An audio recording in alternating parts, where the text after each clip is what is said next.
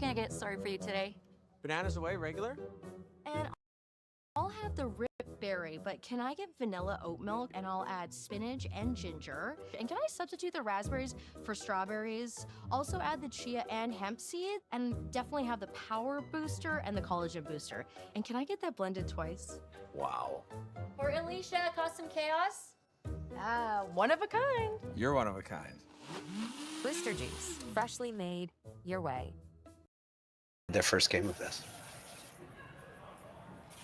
Hello, everyone. Welcome to the semifinals of the Saville Shootout. Kerri Einarson versus Tabitha Peterson. Basically a rematch of a game that happened yesterday. My name is Matt Hames, and I'm joined here by my co-commentator, Sean Joyce. Hey, Sean, how are you?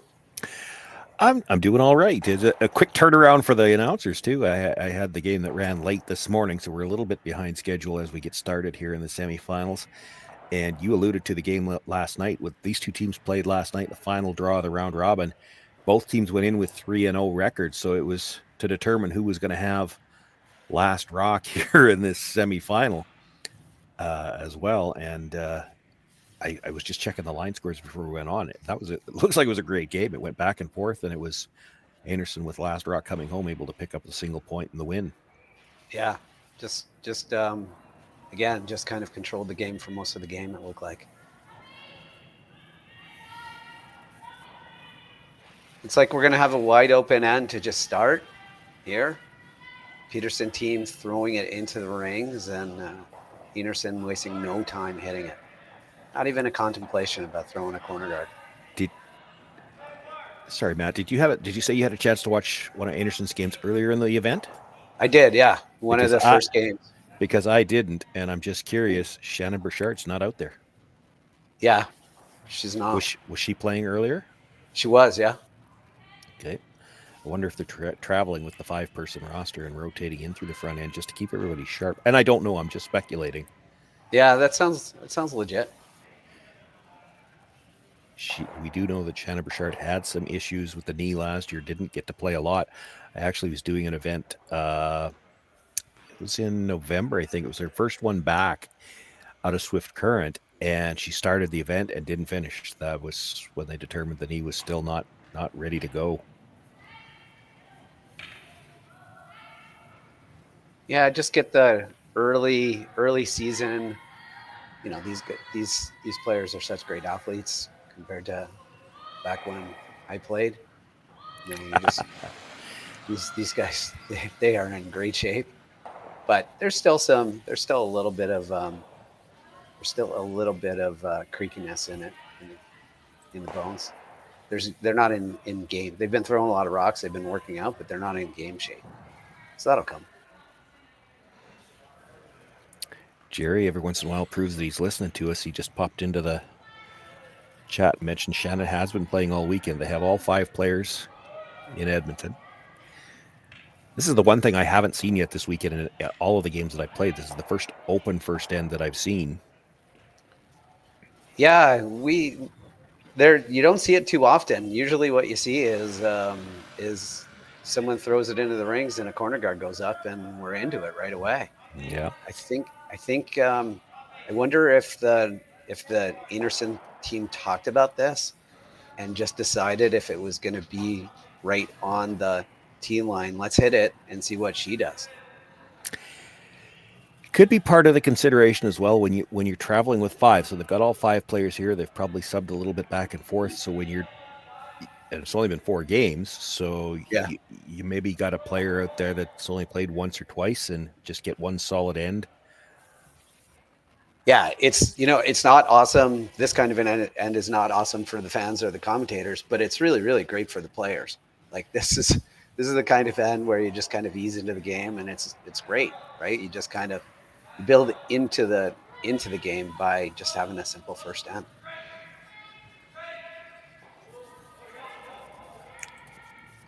Also didn't see the quarterfinal I didn't feature either one of these two teams. Don't know what kind of game they had in the semifinal. That maybe they mentally needed a break. That's fair too. Sunday at a Bonspiel in the semis is often the break.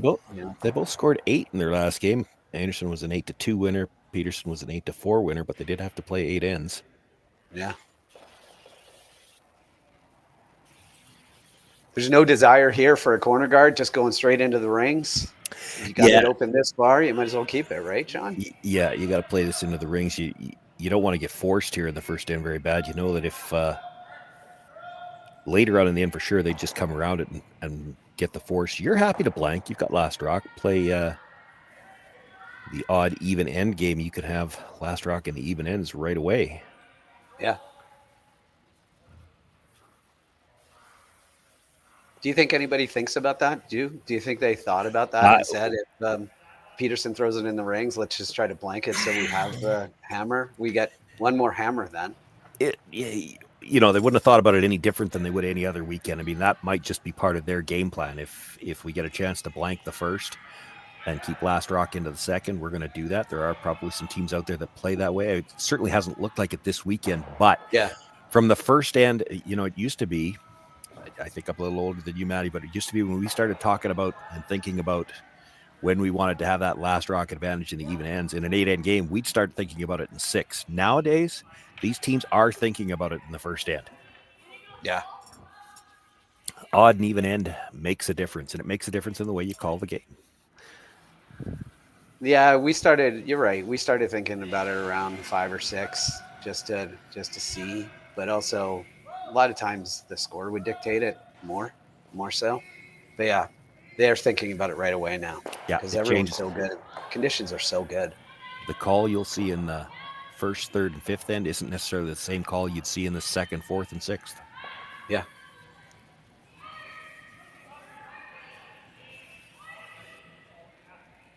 Looking for just a little bit of a roll on.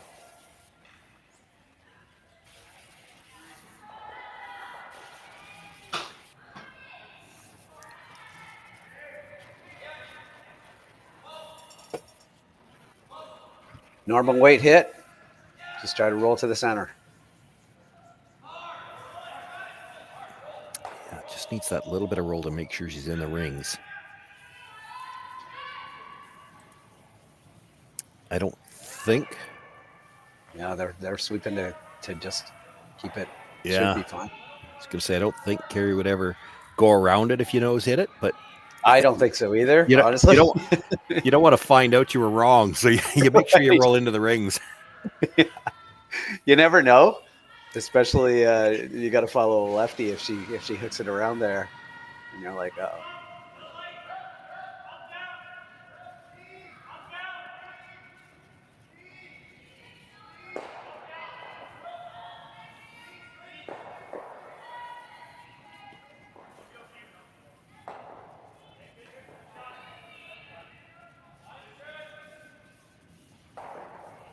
Nice shot.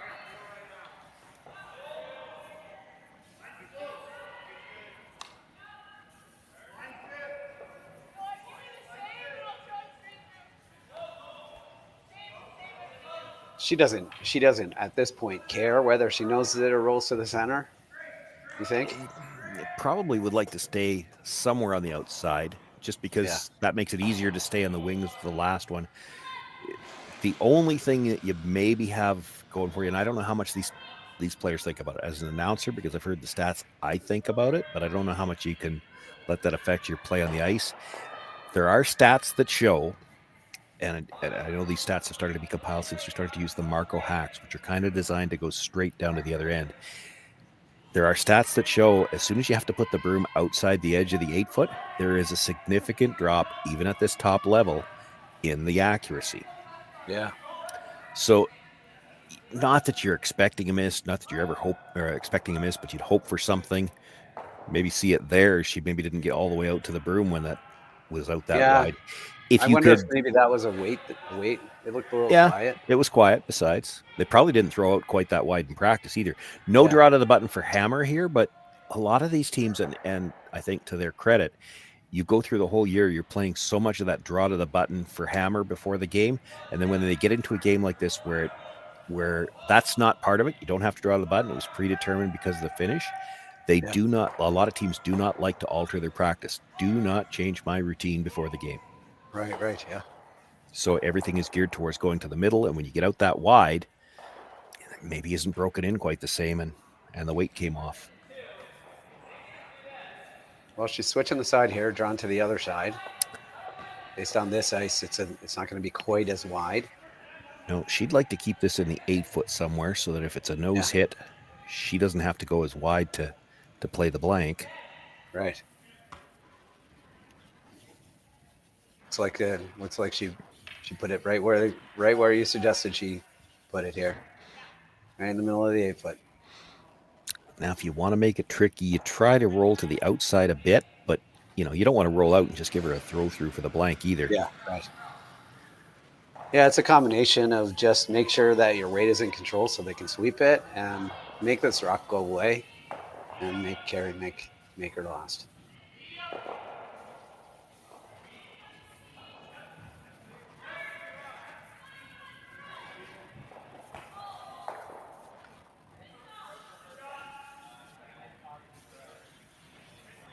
Last rock of the first end for Tabitha Peterson.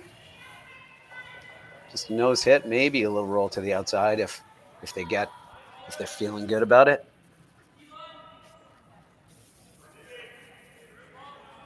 Or just a straight nose hit.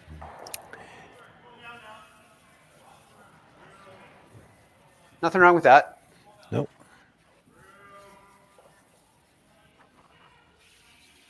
So Kerri Einarson has last rock based on the standings in the pool play.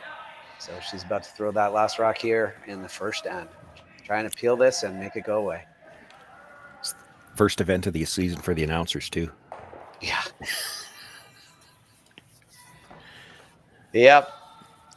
Not at my best. I could use a little bit more ice on that. There's too many syllables. We need Smith versus Jones. That's easy. We can do that in September.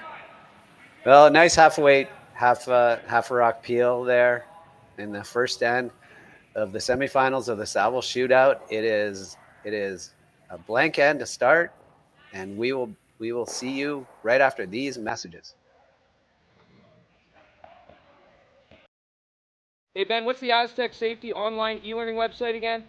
Yeah, that would be aztecsafety.com. Fire extinguisher and firefighting, we'll send that one to Paul. Ah, now here's a course I should probably take. Conflict resolution. Power line safety. Yeah, I thought it might help me with my line calls. Did you know this Aztec website has over 100 safety courses? Jeez. Aztec Safety online course. Ground disturbance. Could have used that a few seconds ago.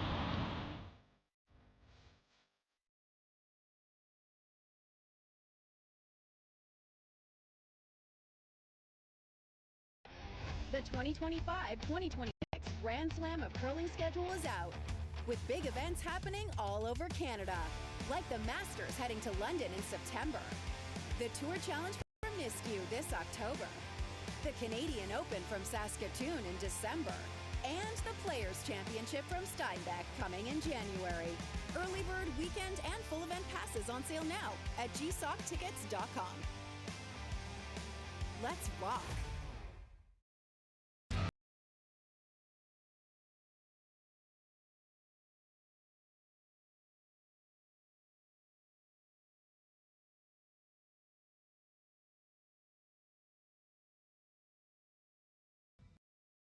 Live curling rocks. And this November, the best in the world are coming to Tahoe. Get your seats now at gsocktickets.com. But hurry, early bird pricing ends soon.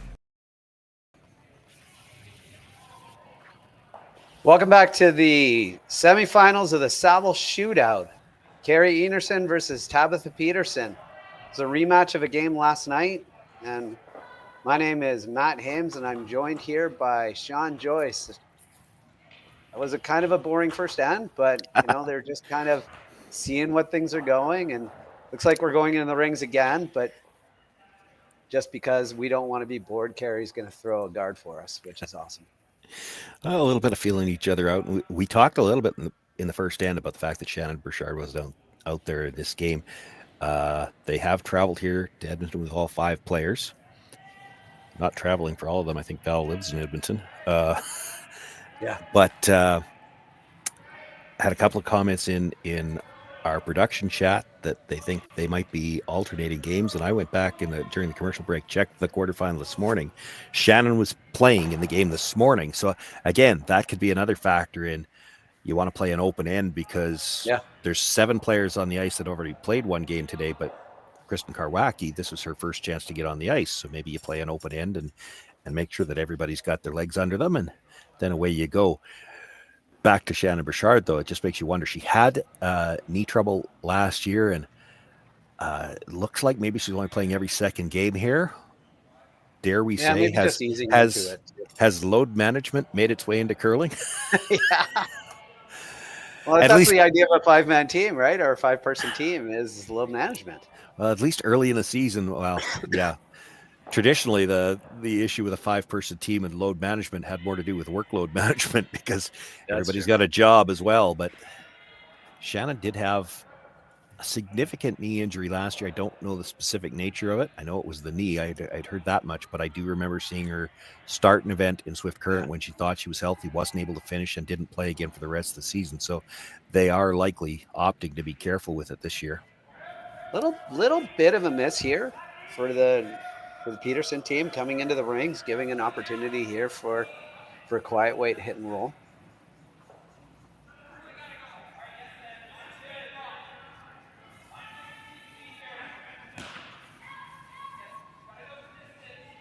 Key is here to hold your shooter. That's the most important part. Yeah, even if it's not on the rings, to have a double corner on that side, but it might spin in. I think that's spun in. Based on their reaction, that is definitely in. They do look pretty happy about it. Yeah. All the reactions suggest that is definitely in.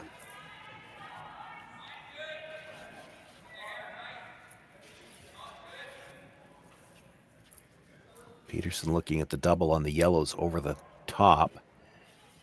Might be able to roll the shooter back to the center line with this. Yeah, it's going to have to be over the top. Might still leave the back yellow or the first yellow. Be tough to get it over the top and get it out of the rings. Well, still leave the front guard. Well, you could make the over the top double on the yellows. What I'm not sure about is whether or not you keep your red. If everything rolls out of play, it's not helping you a lot either. She's going to totally miss the second one anyway.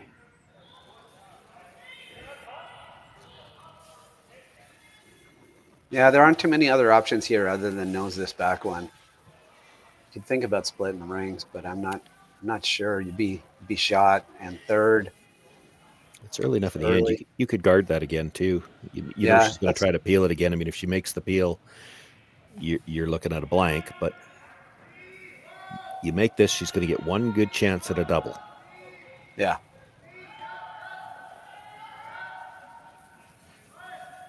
Yeah, try to nose this. You got to stay first. Yeah, I think it's going to be fine. Well, they're definitely working it. I think the quiet weight helped it a lot there. Good weight control. Yeah. If you knew you could get that little roll and stay there, you'd have played it because it now makes the double really tough. It's a thin slash. It's pretty thin slash. They're looking at the hit and roll inside.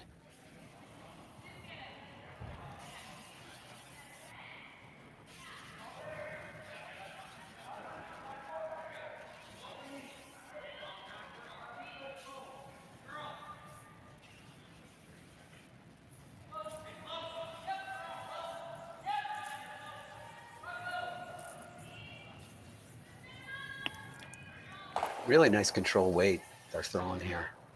It really gives them an opportunity to sweep both sides. This looks really close.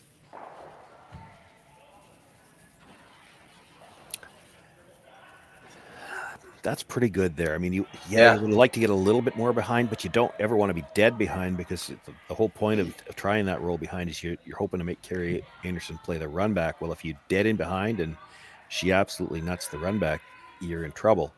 Yeah. She could see enough of it to get at it directly right now. You needed just a couple of inches more roll would have been perfect. Yeah. Still pretty good. This is a tougher shot. It's great. Yeah. Looking to roll out to the wing again a little bit. Right back to the same spot would be good, but it's got to stay. Looks perfect. Really good weight control again.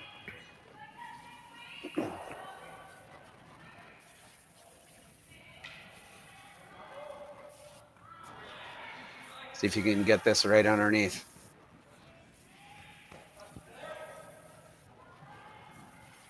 If you get it right underneath and they run it back, then at least their shooter won't be on the rings. Yeah, true. It'll just be a guard, and they are getting closer together as this creeps up higher in the rings. Yeah. They won't be happy with that because Einarson now probably has the chance. Well, she's going to try to keep it out there. I thought she might play the long roll all the way across. Yeah, I did too. And then there's no chance for the double. I thought she would take a run at this. I think this is getting to the point where I wonder if a nose hit here, they take a run at the double. It's a lot of risk, but they're a lot closer together.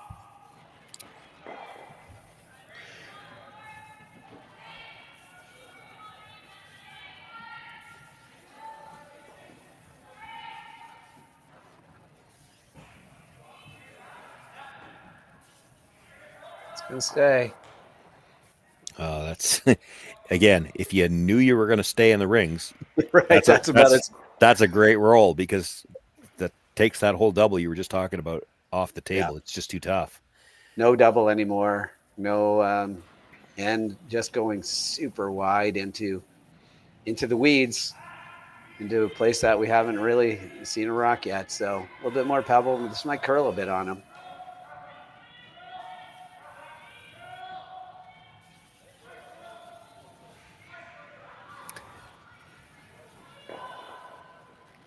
I didn't see them have a real solid discussion about this, and I'm just looking at it. Maybe they should have.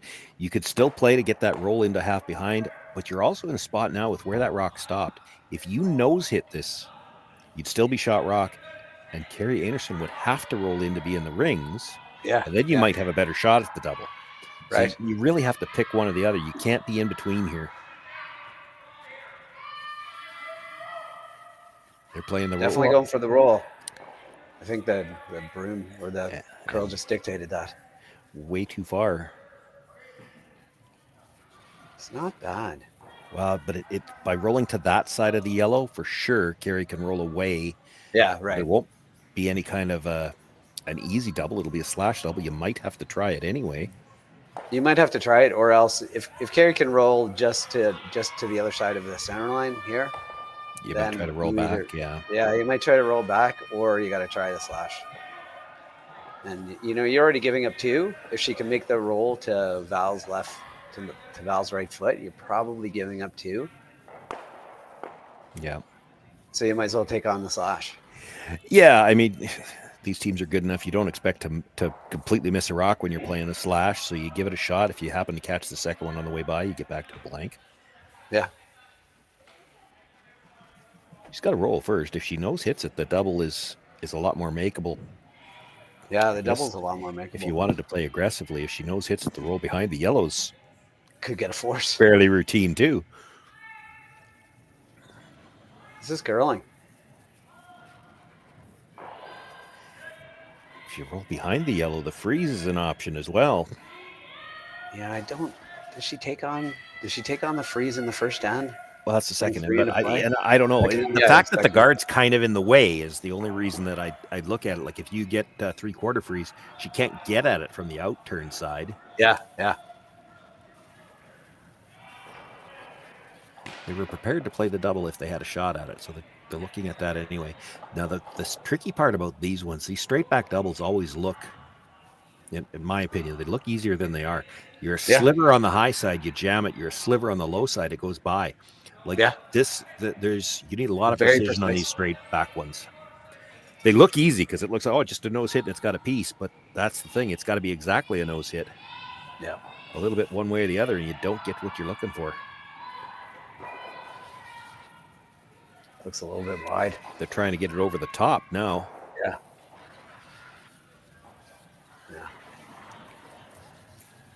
Drives it harmlessly by, and it'll be a chance to draw for 2. Yeah, draw for 2. So the whole blank the first end pays off.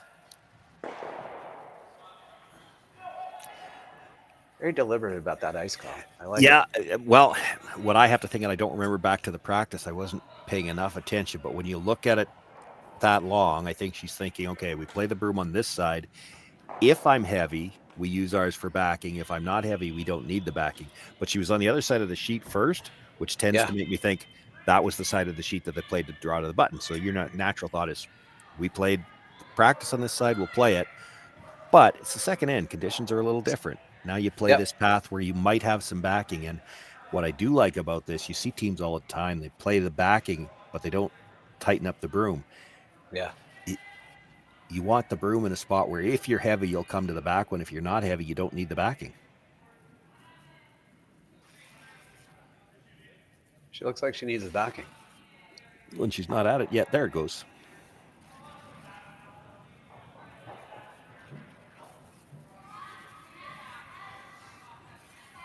Solid deuce for the Kerri Einarson team here in the semifinals of the Saville Shootout.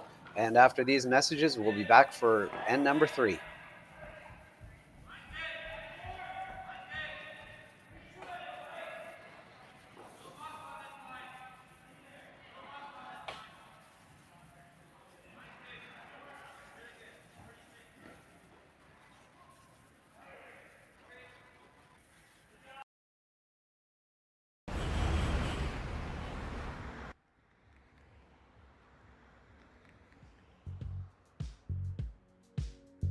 That's life. That's what all the people say. Hey guys, what can I get started for you today? Bananas away, regular? And I'll have the rip berry. But can I get vanilla oat milk? And I'll Ice or maybe too positive on the release because she was. If she doesn't touch it, she's through the house. Yeah, we didn't see the release, but that's probably what it was, right? Positive. Wow, positive release. One of a kind. We'll give kick. But I thought her broom placement was pretty good for that. I do like that. Teams make that mistake all the time. But with that, of course, big draws like that. Heavy. You're gonna get to that. Yeah, gotta tighten up the broom. Like that. And if you don't lean back, it doesn't matter. It's never even.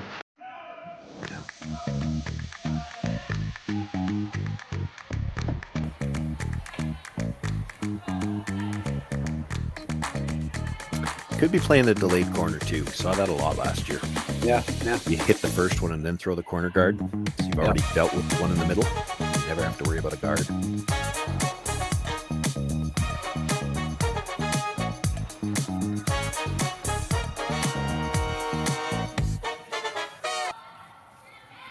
Welcome back to the semifinal of the Saville Shootout between Kerri Einarson and Tabitha Peterson. My name is Matt Hames. I'm joined here by Sean Joyce. Sean, that was a pretty routine deuce for Einarson in that end.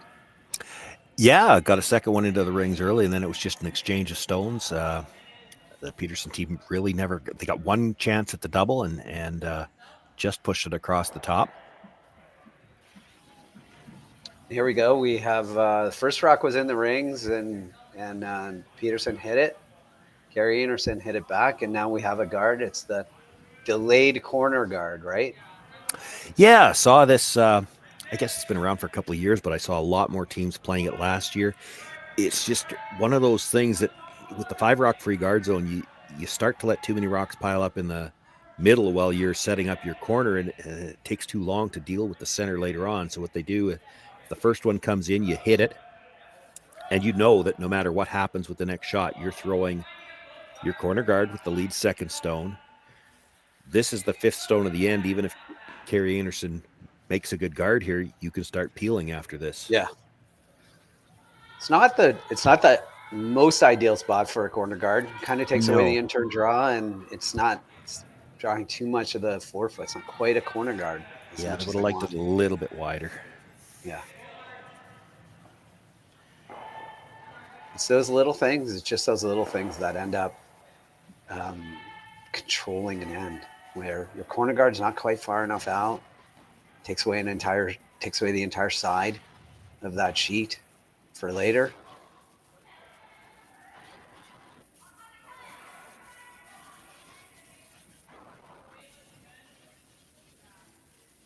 Gonna chase it. Yeah, that rock just wouldn't stop, and just these are half anyway. Yeah, just half roll to the ring, roll to the wings.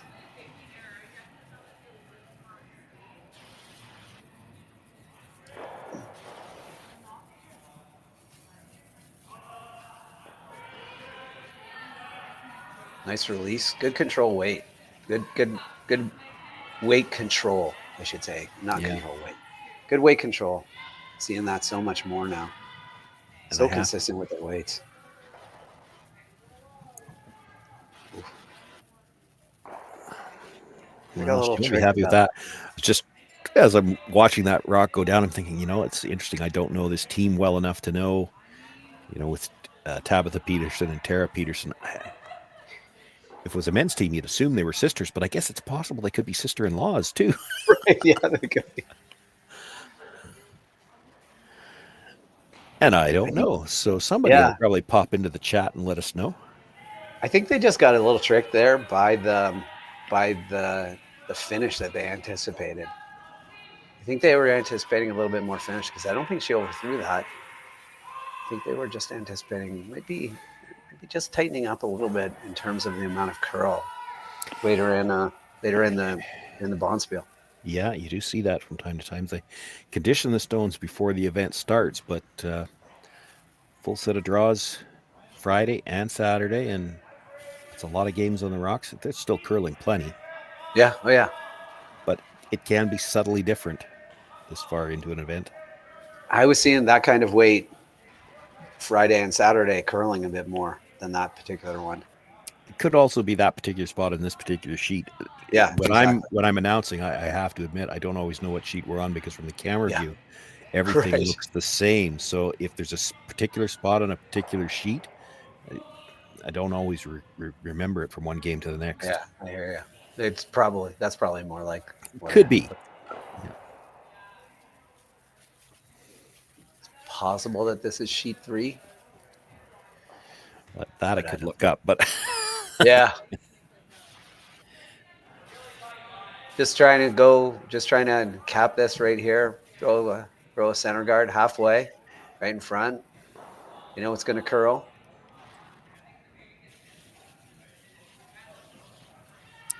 And it is sheet 3. If that helps you at all, I just don't remember whether I've done any other games on sheet 3. Yeah, it was on the higher numbers the whole time, 6s and 7s, and on the other side. Definitely, if you're only going to cover a piece of this yellow, you got to get to the inside of it. Yeah, that's what we call a really they're going to be happy with that. Tight guard, almost biting the 8-foot. Yeah, yeah. Definitely a double there. You might be able to get all 3 of them moving. It's more important to get the 2 in front of the tee line. Yeah, I think so. That rock behind your guard, behind the tee line, that's something you actually could freeze to later on. Yeah, that's not hurting you. That's helping you. No set double here.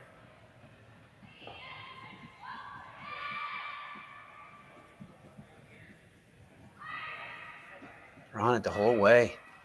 Yeah, she's going to jam. She gets away with it. Yeah, that's not bad. Jammed a little bit, left it in the rings, but it leaves a pocket behind the tee line, kind of behind the corner. And where her shooter rolled, it's tough now for Kerri Einarson to do anything with it because of those. I don't think she can. Yeah, I don't think she can remove that. So I think that the conversation here is: do you come around everything, in turn or out turn, or out turn or in turn?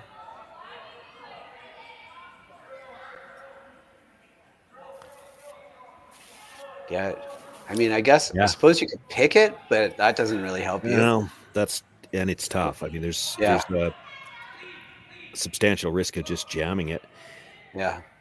I think part of the conversation, again, I should warn the viewers at home just in case, we can't hear the production So the ice cameras.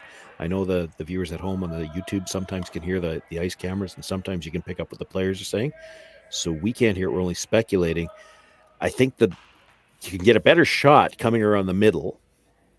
Yeah. But what they're worried about is if you leaving that draw to the pocket around the wide intern side, maybe you have to get there first.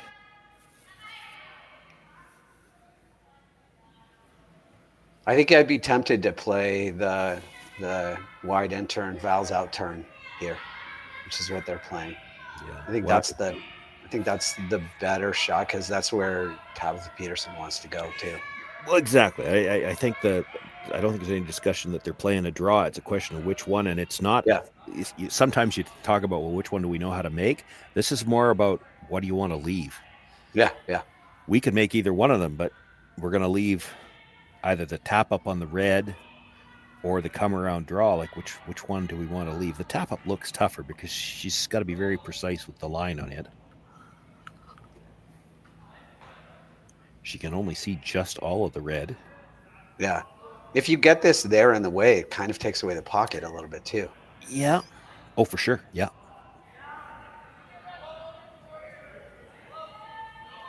So we're looking for top 8. Top 8, they indicated. They would take top 4.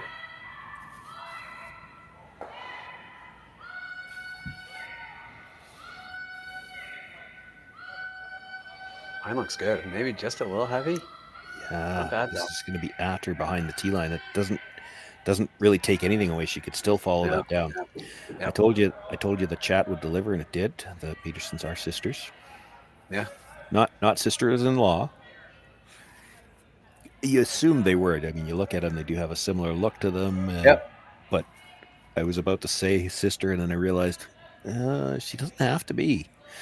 Are they? They're playing this with peel. They're playing with this a lot of weight. Because I don't.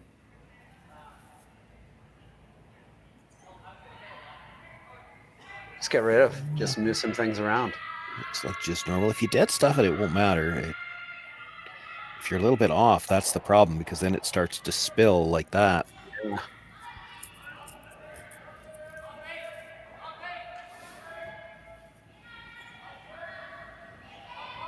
Just really tight ice. This is why I assumed that they were throwing it pretty hard, like almost right on the rock. If they were just going to pick one of them out, I don't think that's the one they wanted to pick either. Yeah, I think they wanted to kind of jam it on the top one, at least then you move it all the way behind the tee line. Now, if Kerri does the same thing that Val did, come right down to the face of her own, the shooter's well in front of the tee line now. Yeah.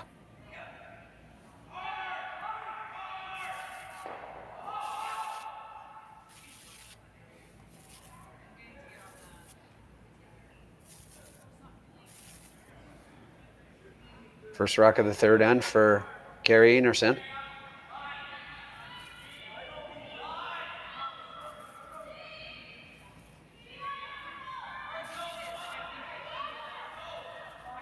They like it for weight.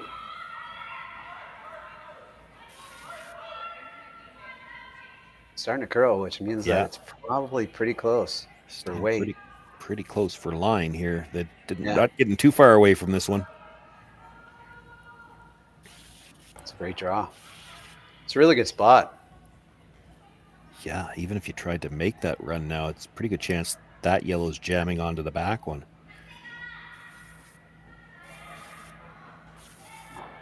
I'm not sure that you have. I mean, you could take on your first. You could take one more shot at just running this in. I think you have to. You could play the draw now, and that's what they're looking at, the out-turn draw. Yeah. Here's the thing, though. If you're not real good with the out-turn draw, you might not have a shot with your second one. That's true, yeah. At least if you run it. You make it. That's you just walk out there and make it. I'm not sure where you can make this that Kerri can't do something with it. That's the scary part. They really need to take a look at exactly you're where going to try to it. go. Yeah, you're going to try to go. Like the perfect spot is right top button. But then can she come down and tap it through the forefoot, and her shooters sit in a spot where you can't score? Right. Yeah. You can't get dead behind the red one. You're not going to be dead buried. You're going to be Yeah. 3/4 buried, maybe half buried. What you're hoping is that she hits half a rock and jams it on the one that's just behind the tee. So if you can get it just a little bit past the rock, that's the rock on the top 4. Yeah, I'm not sure that. What I'd be worried about, I'm not sure that hope is very realistic. I don't think she's. I agree. Hard. Yeah, Yeah. it's super precise. It's a super precise shot. Looks like they're going for weight, which is a problem because it needs to curl.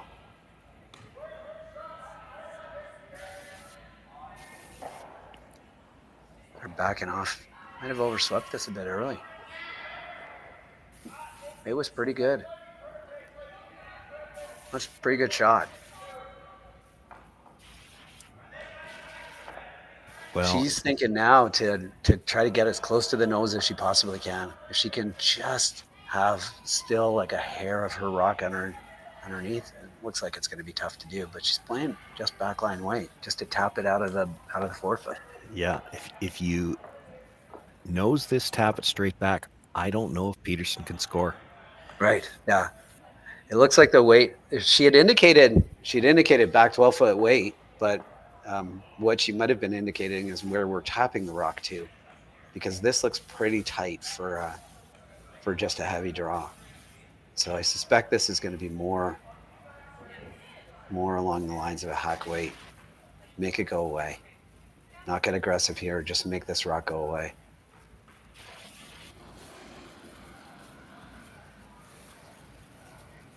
Last rock of the third end for Kerri Einarson. Certainly quiet. On it for line. Certainly positive on the release, but had to be narrow on the slide because this is curling hard. This is on the top one.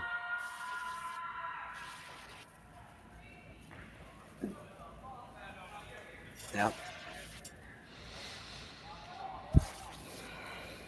Repeat the draw. Paid off. She's got her chance for 2. Yep. It was a really good draw from Tabitha Peterson there. Put some pressure on. I didn't think that the Einarson team was going to get aggressive. Might have just slid a little tight, though. Yeah. Unforced error for sure. You hit and roll out. At least she's got to draw to the button for the single. And yeah. She doesn't have a ton of room for error. She did make it. But, I mean, the 2 yellows around the outside are both just about full 4.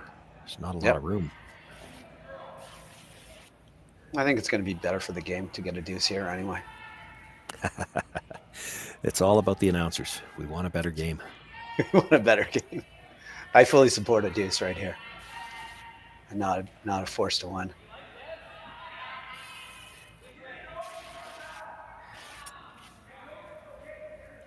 Looks like a real good shot.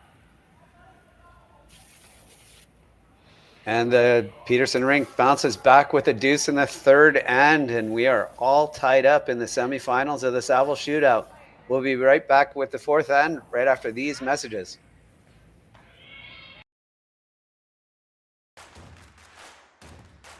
Imagine being able to stream every curling game from every sheet from any event, be it your Wednesday league game, bonspiel, or corporate event. Curling Stadium offers an all-inclusive streaming solution featuring high-quality cameras, ease of use, great reliability, and minimal installation.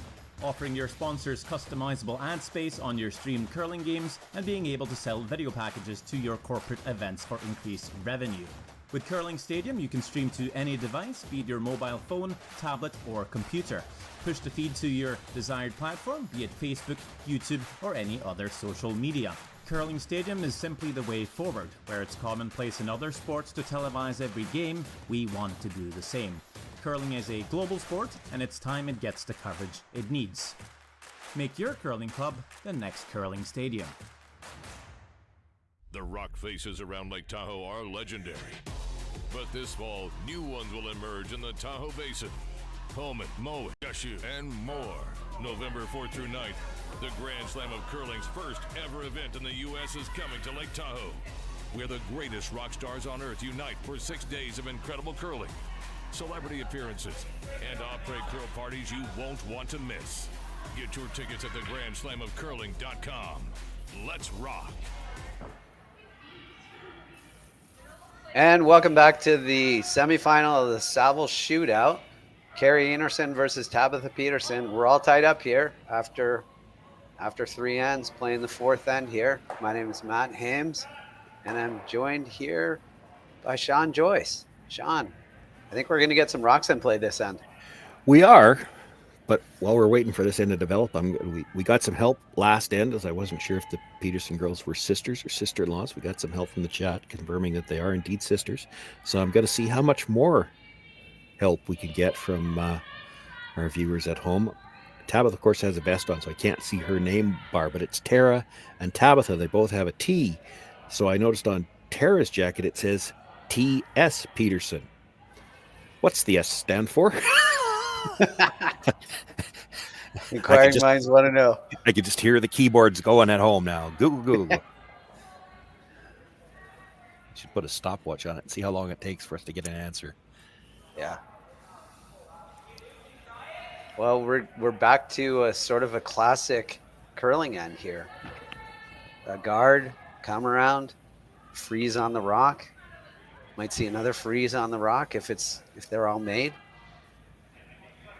Now this goes back to what we were talking about earlier with the odd and even ends. Kerri Einarson with hammer in the even end. Would love to set up her deuce. This isn't really how you wanted to draw it up. It's nope. Gonna end up all right. Just trying to take it all the way back there and make sure that it's out of the way. I think she freezes onto her own yellow, doesn't it? Yeah. I guess you could do that. Jerry Gertz, not much help. He's piped into the production chat. Says that S is her middle initial. Not. He's not getting. Probably could have guessed that one. He's not winning the award for that one. That's not the answer we were looking for. Right, so we're playing a little hit and roll here to the wings. Like I said, I think this is a perfectly fine shot. Yeah. Might have taken a run at freezing on your own, but hey, this is good too. Yeah, I don't think you need it to here. You make the hit and roll open. You kind of put the pressure on Peterson. Do you really want to ignore a stone in the back when the yellows are piling up? You force her to hit this open one for a while. That one in the front's always in a good spot. Yeah, no, I hear it. She might have liked to roll even just a little bit farther. There's a chance she can roll back in behind to the back forefoot, cut the rings down. Yeah. I don't think she can be shot rock. I don't think she can be shot rock either, but like you said, it can cut the rings down. Yeah. Trying to carve it over here, get it to curl a bit. This is going to give them a chance to really roll out into the wing. Yeah. Kind of split the house, keep shot rock in the open, and it's just you can't afford to let this game get away from you. If you're Tabitha Peterson, you can't you can't ignore the open stone and risk giving up 3. Yeah. So you have to hit the open one. It's right now on schedule for like a no stress deuce. Well, there's still going to be a chance for 3. Like at some point in time, she'll wait till later in the end. Instead of hitting this rock out here, she will play the come around to her own and try to get 3. Yep. And that's the nerve-wracking part. If you're the Peterson team, it's like there's not much we can do about it, right? You have to hit the open one. Other than hit and roll underneath. If you can hit and roll underneath, then it could change the dynamic of this end a little bit. Not much, but a bit. Now it's going to be deep enough that I'm not sure how much it helps you. Your way out is you might have to be the one that freezes to the yellow in the top of the forefoot first, and that's scary because you make that shot, you're still giving up 2. If you don't make it, you're giving up 3. Yeah. So the idea here is to just try to bring all the play back to the center line as much as possible. Yeah. It becomes largely a game of cat and mouse right now. Oh, look at this. This is earlier. You see that one coming? Yeah. I didn't. And I wonder. Well, or did she? I wonder if she didn't. Okay, let's make them think we're already thinking about it, so that they make. Yeah, right. Never gonna do it, but I'm not saying never, but I would have thought it would have been 2 shots away at least. Yeah, no, so you're trying to put it into Peterson's mind that maybe she has to make a move sooner. Yeah. And maybe not. Maybe she legitimately was thinking about it, but that could be.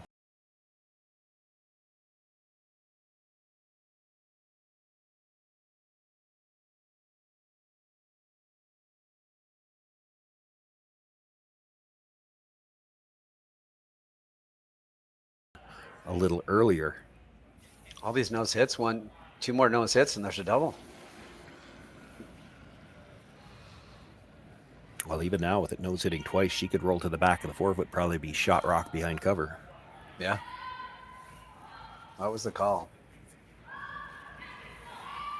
Looks pretty close.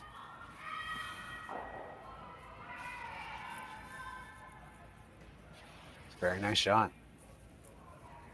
She's behind cover, and she is shot rock. She is shot rock, yeah. That was their goal. Bring the play to the center line. So here we go.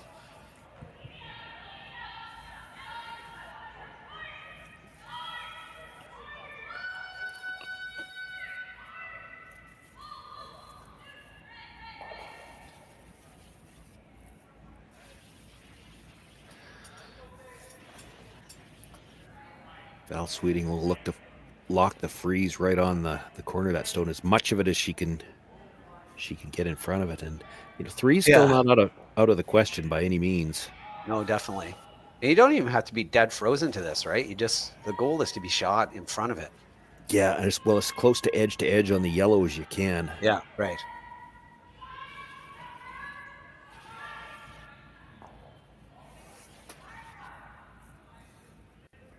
It's not curling as much as I thought. Might be just a little heavy.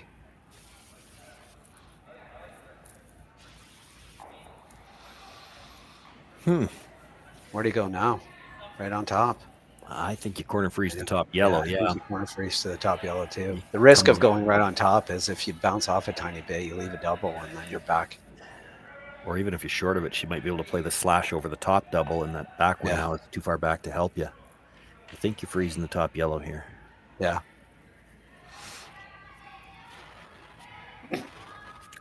Right there. Yep. Put it right where the skipper tapped the ice, and you're good.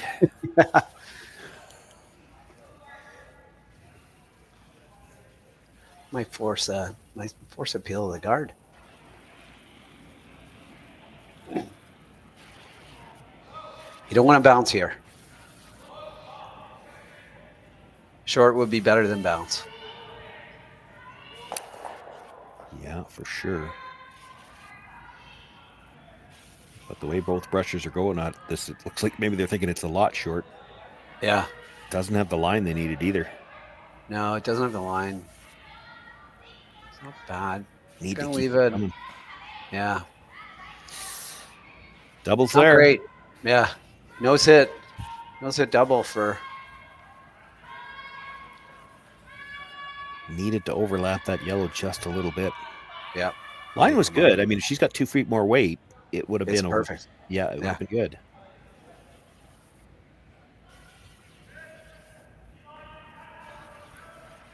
Nose hit double. Big shot.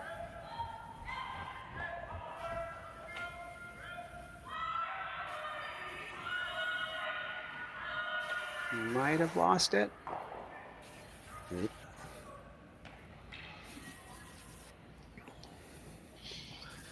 Well, that goes from very possibly grabbing a multiple to really, really risking giving up a steal now. Yeah, I mean, she's still got shots. She's got the tap on the yellow, actually the tap either side. Hard to set up a deuce either way, though. Yeah. Yeah, because I mean, Peterson's going to go top button buried. Yeah. I don't like this. You don't like that? No, then she runs back to 12 o'clock rock and doubles or triples the yellows. Yeah. Well, she's got to. Yeah, she's got to. If you're dead behind this, you're gonna leave a run back triple on the 3 reds. Yeah. But I think if you're coming in, you want to just get a sliver around that red. Basically, you're just trying to take away any kind of draw path to the middle, and you need enough of an overlap that it takes away her run back too. But I don't think you want to be anywhere near the 4 foot. Well, the tendency here too is to throw this a bit light because you just don't want to be heavy. Like you don't want to be heavy. So it might be a guard actually. Well, I mean, the call is kind of a guard, but it's on this ice with how late the curl is. To guard the draw path, you still probably have to be in the 8 foot. This is too deep. Yeah, this is a little too deep. She's going to draw or hit this? I would think she's going to draw. You make the draw. The hit's still there on the last one. You could run the yellow into the one you're about to throw down. You might even be able to get it core like around the outturn and tap the yellow with a bit of weight too, right? Hit a corner of the yellow with a board weight and bump it in there. Probably still just for 2 if you do that. If you get the freeze to the middle of those 2 red ones, and that's maybe a bit of a saving grace for Peterson. She rubbed off a little bit. The run double is tough now because the 2 reds are side by side. But if you get this kind of to the pocket a little bit, yellow onto the 2 reds on the last one could be for 3. That rock at the top of the 4 foot could end up counting as the 3rd one still. Yep. First rock for Kerri Einarson here in the 4th end. Trying to freeze down to this little pocket here. They're okay with it for line, it looks like.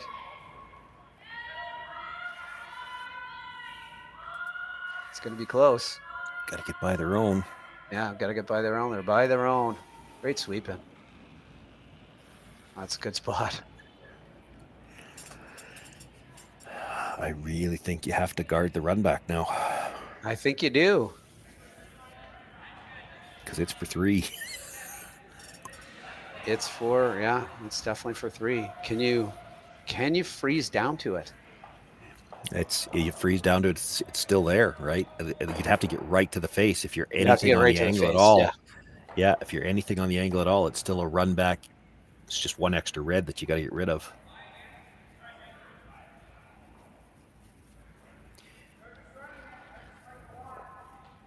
You take the run back away, and then hard to tell even from the overhead. If you tap that yellow at the top of the 4 foot on the angle, can you get enough button to beat the red at the back of the button? I think you can, but I don't know. You might have to move it, which is fine. You can do that too. There's no risk. Yeah, I think you can move it. You got to cover this run back. This has got to keep going. Yeah, they just want to cover any part of it, right? Looks like it's going to be fine. It's going to get there, yeah. Oh, did they oversweep it? Did it bounce off? It might have. It might. Blast an out turn? I guess you can even throw an in turn at this. They're checking to see whether or not they can throw the in turn draw first. That was the first thought. They're even looking at the possibility of just nosing this with an in turn.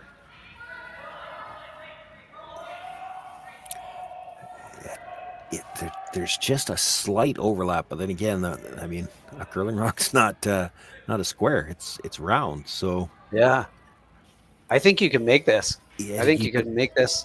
Yeah, I mean, I think they can make this shot too. I think they can make this shot. To be clear, they're playing with a bit of weight, half a rock. Yeah, absolutely, no doubt they can make this shot, but the other one's for 3. Yeah, so, no, I know. I like 3 more than 2 because it's 1 more.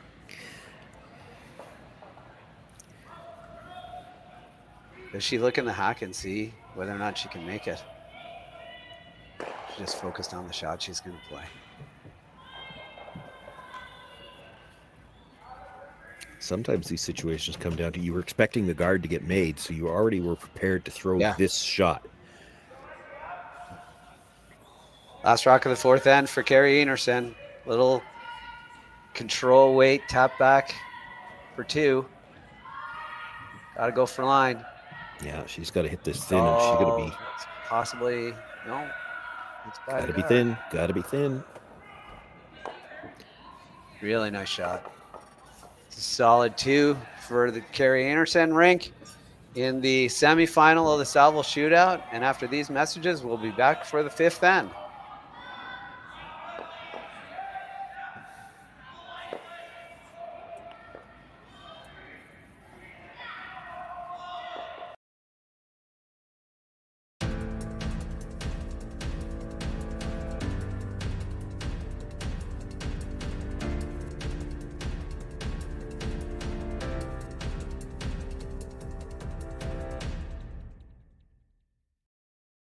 For over 20 years, the Sandra Schmirler Foundation has granted more than $9 million to hospitals across Canada for life-saving equipment for premature and critically ill babies. In the past 4 years alone, $4 million has been granted thanks to the curling community's incredible generosity.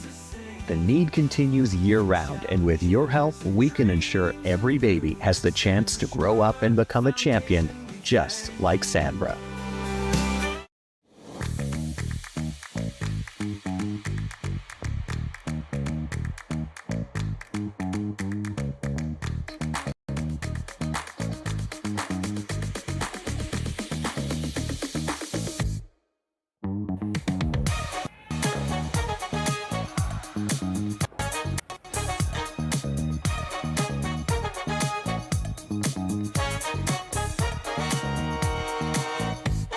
Welcome to the RockShop.net, the official store for the Grand Slam of curling. Whether you're looking for the best hats, stylish clothing, fun toys, or unique accessories, the RockShop has it all. Shop online anytime at the RockShop.net for exclusive Grand Slam of curling gear, or come see us in person at your next event. The RockShop.net, where fans find their favorite curling gear. Live curling rocks. And this November, the best in the world are coming to Tahoe.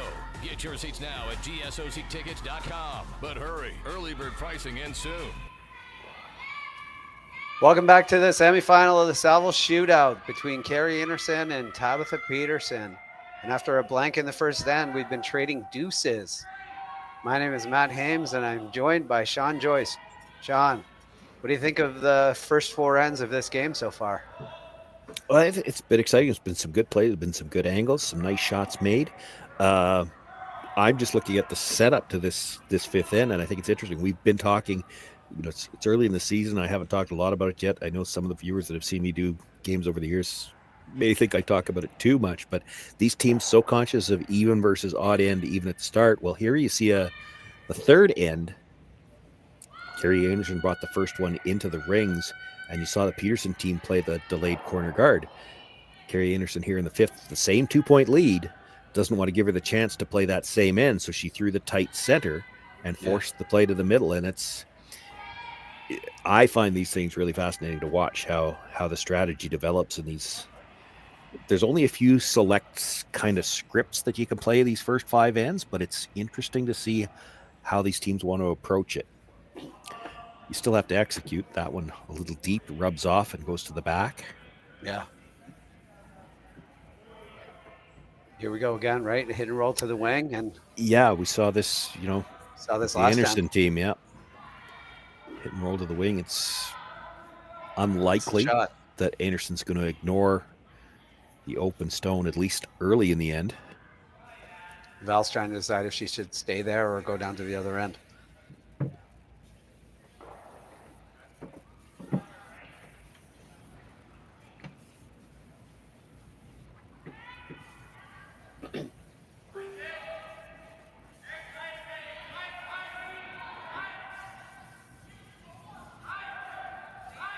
It's like they're fighting it the whole way down, but looks pretty close.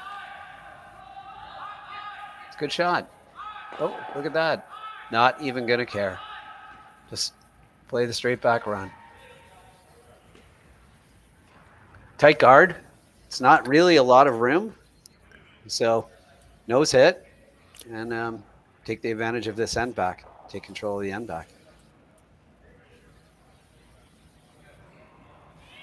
Could wait. Could do that a bit later in the end.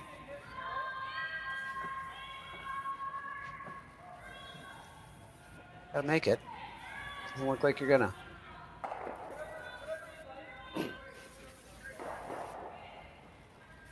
So where do you put this rock?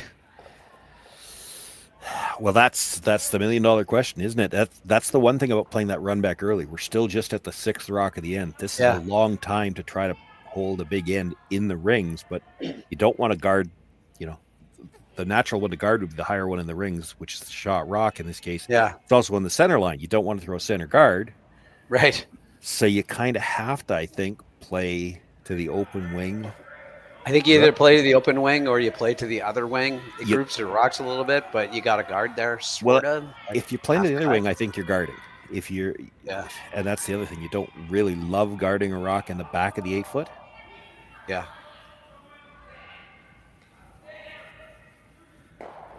The thing about coming in here is they've got 5 shots out of double. Yeah, it's a long time to hold it. Yeah. Yeah. And you assume they're going to make one. If they make 2, you're back to basically blanking. If you slide this through the rings. Yeah, this is.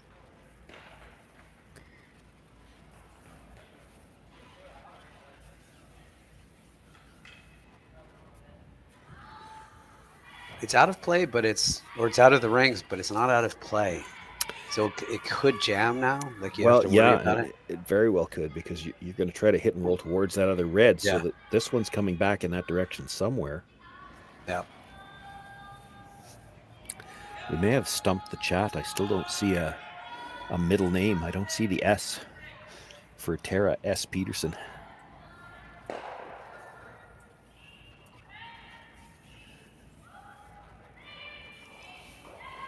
Well, as Jerry said, it's the first letter of her middle name. Well, maybe what Jerry's thinking, I'd have to ask him. Maybe it's like a Homer Simpson thing. It's Homer J. Simpson. What does the J stand for? It stands for J.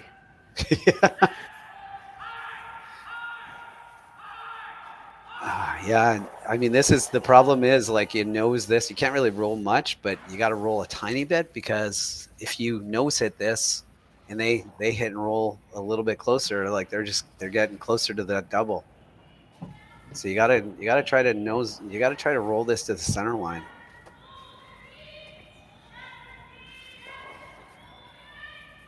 I don't think this is gonna roll the center line, John. I think this is gonna roll.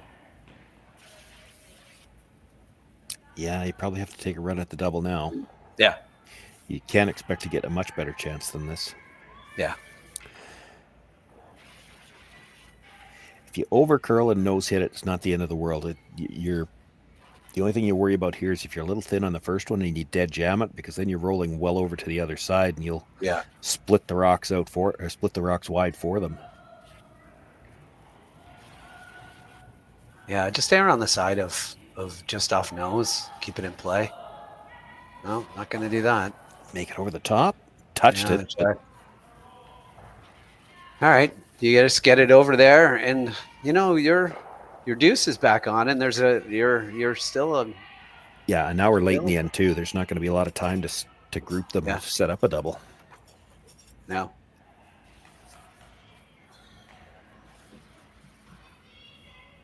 You might still get a chance at tucking one behind that corner guard with a half shot. Make this, and Kerri hits the open one. If they roll out, you're going to be frozen and half behind the corner guard. Not quite frozen, but right on top of a. Well, you're thinking if she jams it, yeah, maybe. I'm thinking I think Kerri hits the open one here. But I see what you mean. And then if she rolls out, I don't think she does. I think she's hitting. Yeah. I think that had to be a little bit. If that's a little bit farther, like closer to deeper? A freeze. Yeah, a little deeper, closer to a freeze. I think she hits the open one. I don't think she risks this, but there's no risk anymore. Not a lot of risk anyway.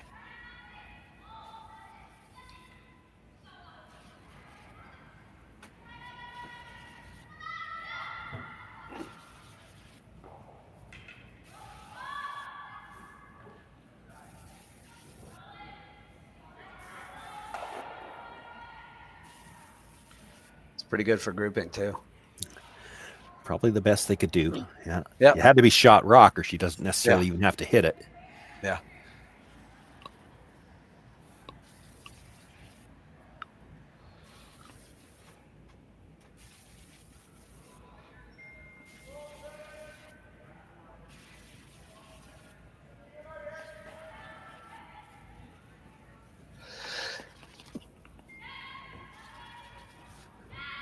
Needs a bit of a broomside roll here. Yeah. She will leave the double. Doesn't look like. She's gonna. She takes this on. There's no risk. There's no way it jams.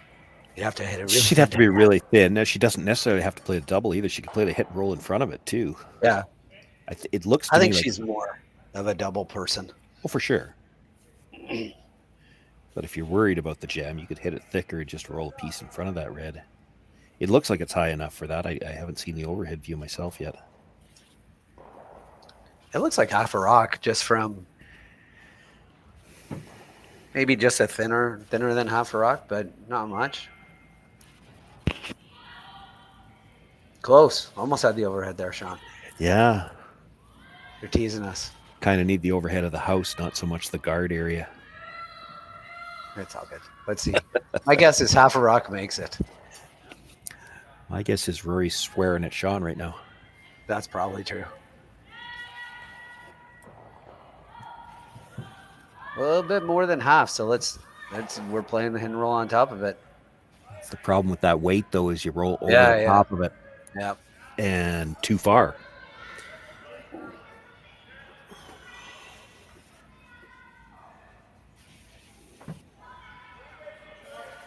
Like if you had been playing the hit and roll in front of it, you probably would have thrown that just a shade quieter because you didn't want to do what we just saw. That's why you kind of have to commit to one shot or the other on that. You're either playing the double when you throw the weight dead, or you're playing the hit and roll. You bring it down a little bit and make sure you don't over roll it. I think they were playing the double wall. Oh, they were for sure with that weight. Yeah, and it was just half a rock because they were almost 3/4 there.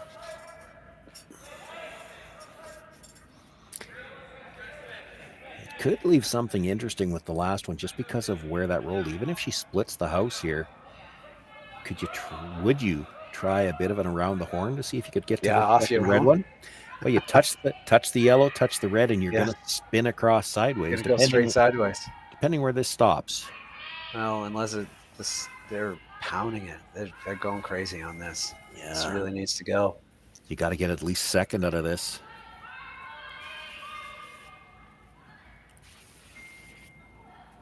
Well, I don't think they did. I don't think they got second, but got to make this. I'm not saying she's not going to.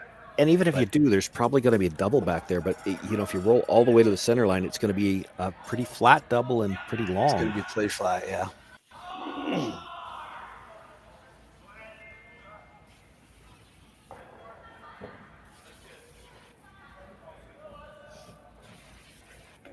Val's not interested in the nose hit. She's just trying to get an idea in her own mind. Where is the back end of this stone going to be when we roll over? That's all she's doing there, trying to gauge how flat can we make this.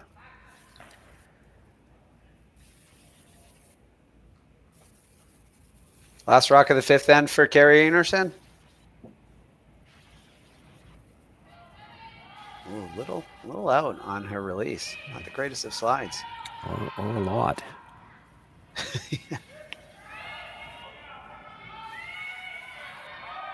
It was pretty quiet. Really well managed. Still might be a double. Well, there was going to be a double, but it is pretty flat. Not a lot of room between them. That helps. I don't think they're worried about it jamming. I think they indicated that it might, but jam won't matter. Okay, yeah, it definitely won't matter. This looks like a half, bit more than half, thick half. I would say thick, yeah. The danger here, you hit the first one too thin, you hit the back end of the second one, and even if you make it, your shooter might scooch through the back of the rings. Yeah, right.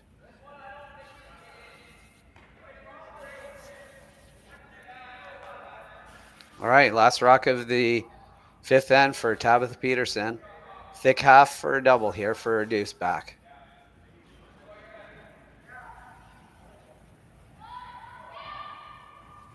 It's got the weight. They're on it right away. Always prefer that than a hard woe. It's half a rock. It's beautiful.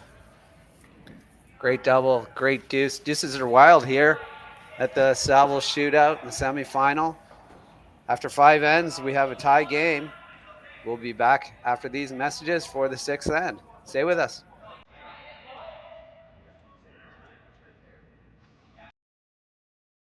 Hey Ben, what's the Aztec Safety online e-learning website again? Yeah, that would be aztecsafety.com. Fire extinguisher and firefighting, we'll send that one to Paul. Ah, now here's a course I should probably take. Conflict resolution. Power line safety. Yeah, I thought it might help me with my line calls. Did you know this Aztec website has over 100 safety courses? Jeez. Aztec Safety online course.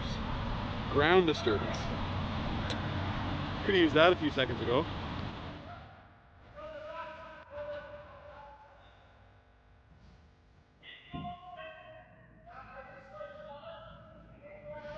The 2025-2026 Grand Slam of Curling schedule is out, with big events happening all over Canada, like the Masters heading to London in September, the Tour Challenge from Nisku this October, the Canadian Open from Saskatoon in December, and the Players' Championship from Steinbeck coming in January.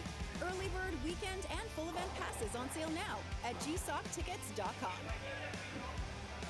Let's rock.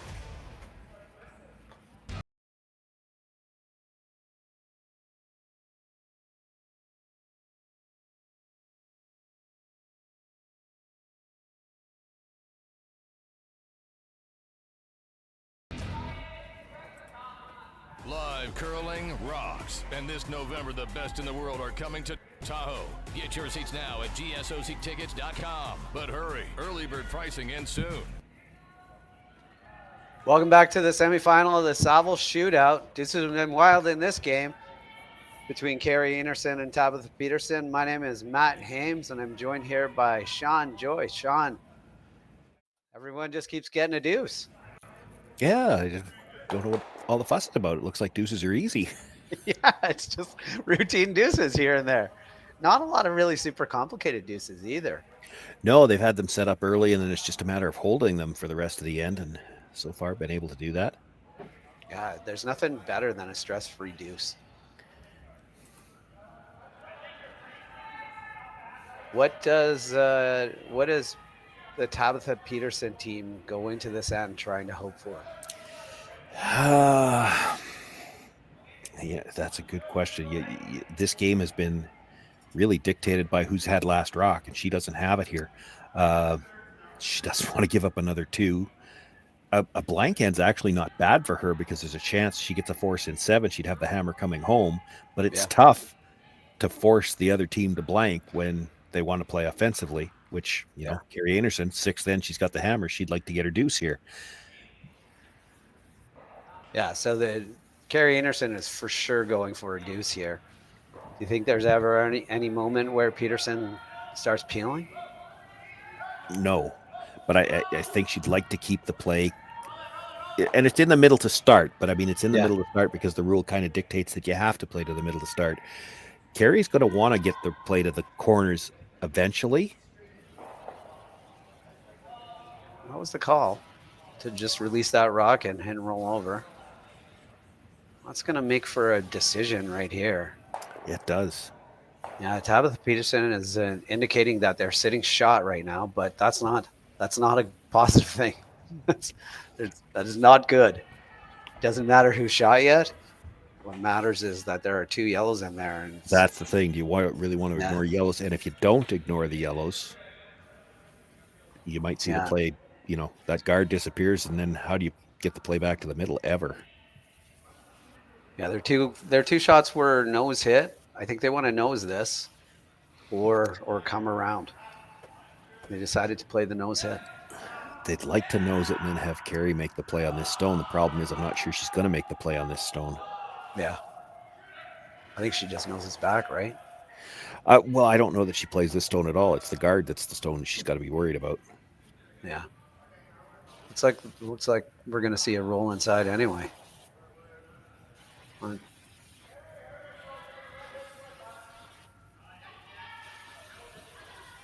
Yeah, I think you just run this. Straight back on the guard might get all 3 reds. Yeah, certainly get certainly might get them moving for sure. Little roll to the center line. I don't even think she has to roll. It's pretty close to dead on the nose. It's pretty close. I think it's just a tiny bit under. She'll take just the double on the two reds here, though. Bonus if you get the third one moving. Looks a little out there. Well, you might have to get the double on the back one. It's not a bad result. No, it's not bad. Got rid of the guard. It's the same as if they had left the guard or the hit and roll out there. Yeah, yeah. And she just peeled the center guard. I mean, the guard was the problem rock. So at this point in time for Tabitha Peterson, it's kind of the same as last end, but not quite. She's trying to hold 3 in the rings for as long as possible just to get the force. Yeah. If she rolls this 2 rocks, it might set up a triple. And you know that they're going to take it on. Yeah.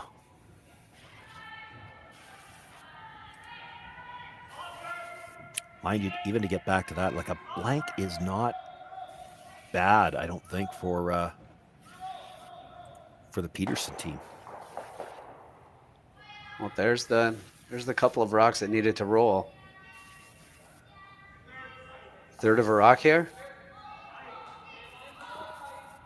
I think you just play the hit and roll. That's what Kerri's looking at. Kerri really doesn't want to blank this end. Right. Yeah. But she's already risk-free. There's nothing in the center. So now can she set up a deuce without any guards? Well, the way to do that, hit and roll to the corner freeze. Yep.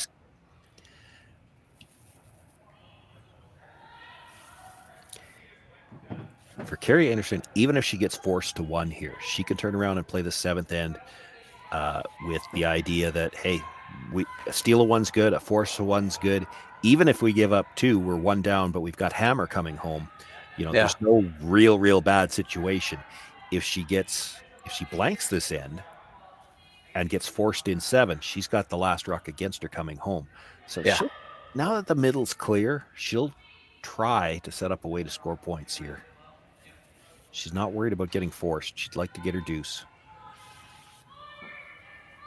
So much more aggressive freezes and little taps. Yeah. Hit and roll. I mean, there's a couple of rocks behind the tee line, so hit and roll in front of something.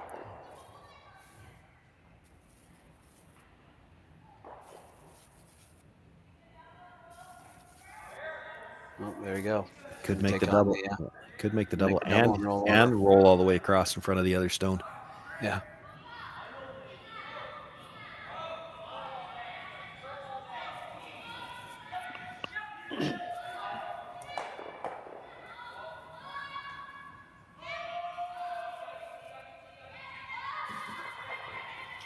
Big weight coming. Trying to hit 7/8 and roll across. Does not look. No, that's going to be third shot. Yeah. But I don't know. There aren't too many good places to go. I think you still have to hit it. Well, yeah, and I mean, you're not stealing here, so do you really want to ignore a yellow stone? Yeah. There's no way to put it on the scoreboard if you put it in the back corner. That's true.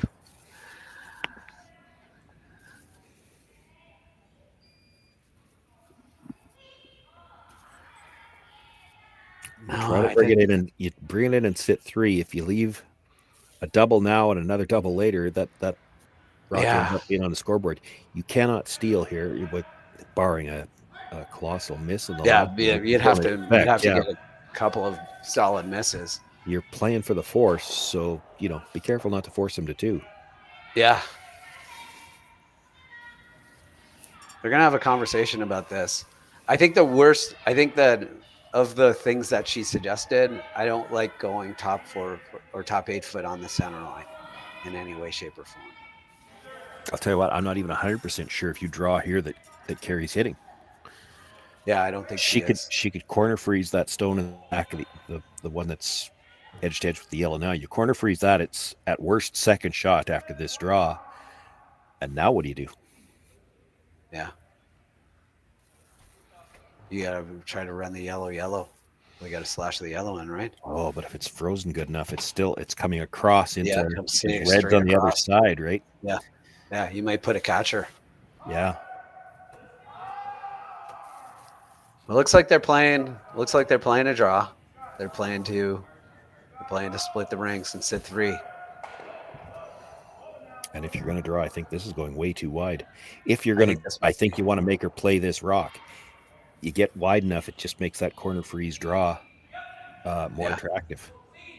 You actually it also from both sides too. Yeah, if you're a little bit wide here, or the line isn't perfect, and you're right beside it, you're making pockets. You're putting rocks in play that I think the Einarson team wants.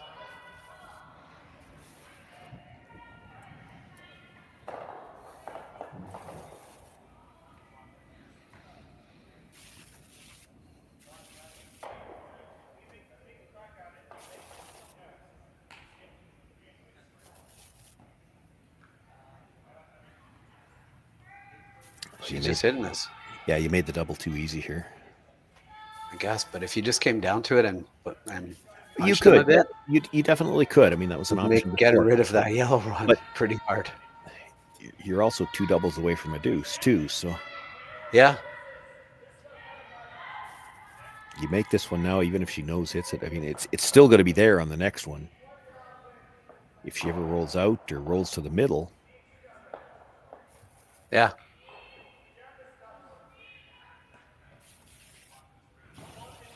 Nose hit, and then you've got a shot at it. Yeah, true. You could do it. You could look at getting it that way too.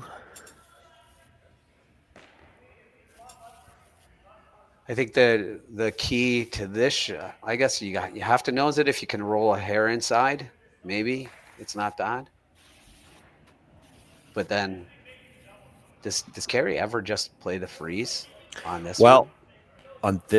on the one that she's about to hit, it's going to be high enough up in the rings. I don't know that she can get shot off. But second have to be shot. No, you don't. But second's a little bit easier on the other side, because on this side there's the rock that's on the other side. She can't get at it from the intern side because that yellow's in the way, right? So you get corner freeze on the center line side, and then if she jams it, it's spinning towards the middle.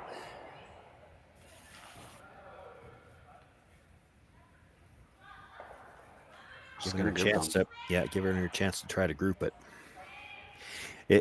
Go back to what you were talking about. If you freeze on this stone that was just delivered now, she could try to blast it out. Now she's probably going to lose her shooter if she does that, but could be a double back on the other side.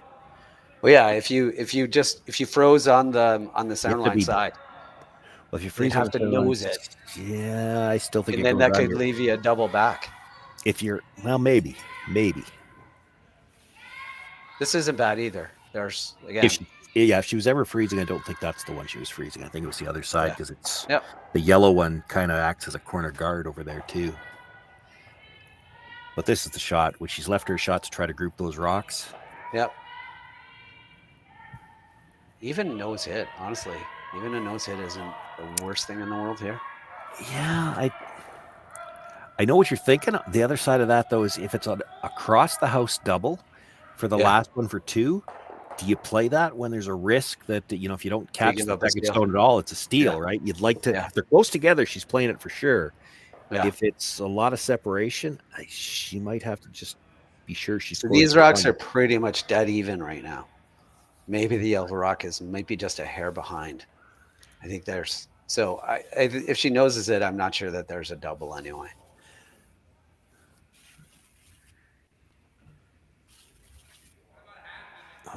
I think there is if she noses it.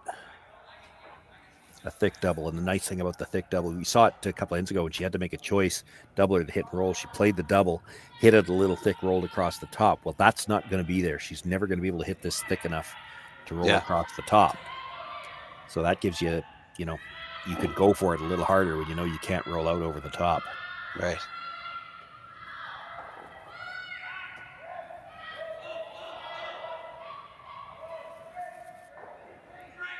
Pretty good shot. Yeah, that's enough of a roll. I don't think there's any chance for double now. No, just a nose hit for 1. Well, at the beginning of the end, we said, what does Peterson want? And this is what you said. So they got the force, it looks like, and Einarson's got to make this shot, obviously, but last rock here, nose hit for the first single of the game. Deuces may no longer be wild. Last rock of the sixth end for Kerri Einarson. Nose hit for one.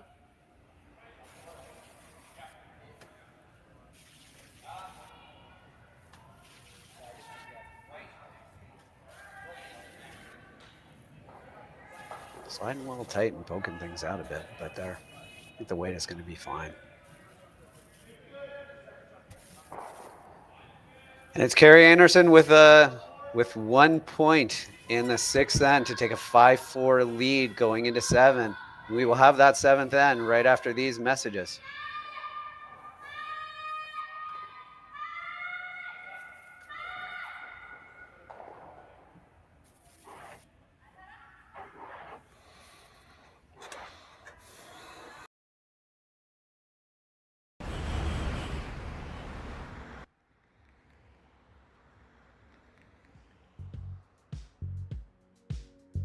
That's life. That's what all the people say. Hey guys, what can I get started for you today? Bananas away, regular? And I'll have the rip berry, but can I get vanilla oat milk and I'll add spinach and ginger? And can I substitute the raspberries for strawberries? Also add the chia and hemp seed, and definitely have the power booster and the collagen booster. And can I get that blended twice? Wow. For Alicia, custom chaos? One of a kind. You're one of a kind. Blister juice, freshly made your way.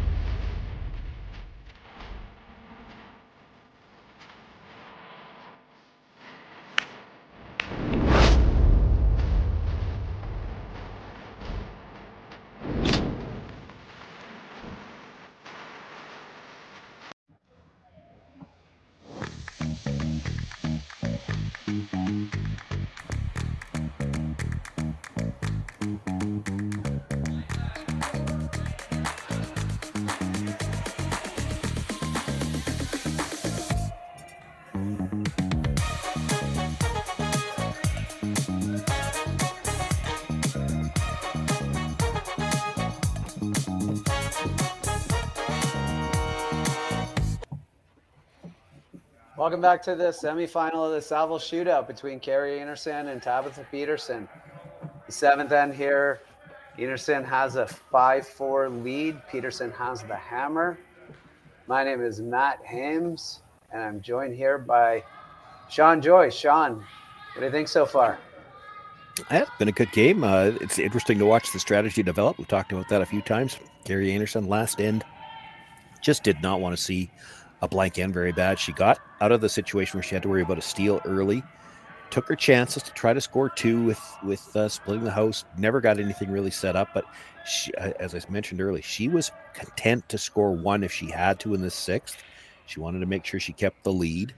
And now here in the seventh, that dictates her strategy. She's looking to see a single point go on the board one way or the other. She doesn't care whether she steals one or forces one. So she's going to try to keep the play in the middle, play a little bit aggressively. For the Peterson team, they will have their own idea whether this is the age-old discussion in the free guard zone. Would you rather be, coming home, would you rather be one up without last rock or one down with? And they will know what their preference is. And because of that, they'll have an idea, there's going to come a point in this end somewhere, probably in the second stones, where they have to make a decision. Are we trying to score two here, or are we trying to blank? Yeah. And how they would prefer to come home is what's going to make that decision for them.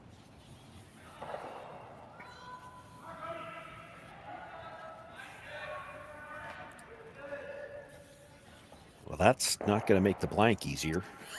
No, but they got one over. It is, yeah, they've got a biter. A biter is definitely going to cause a little bit of stress. Well, it might dictate the play for them too, right? Like if you don't think you can blank, you have to play for 2 here. Right.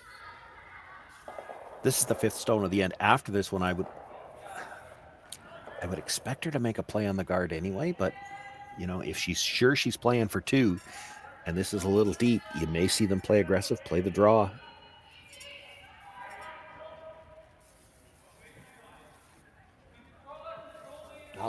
Not laying too many brushes to this. It's got a lot of rim, which means that it's going to be behind the tee.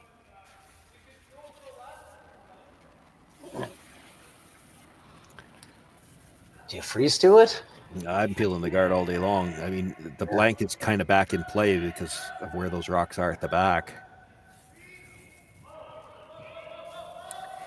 Not that you couldn't. I mean, you could play if you really want to play hard for 2, you certainly could play the draw. The scary part is you're playing the whole end around the middle, and that's when you can get forced or even give up a steal.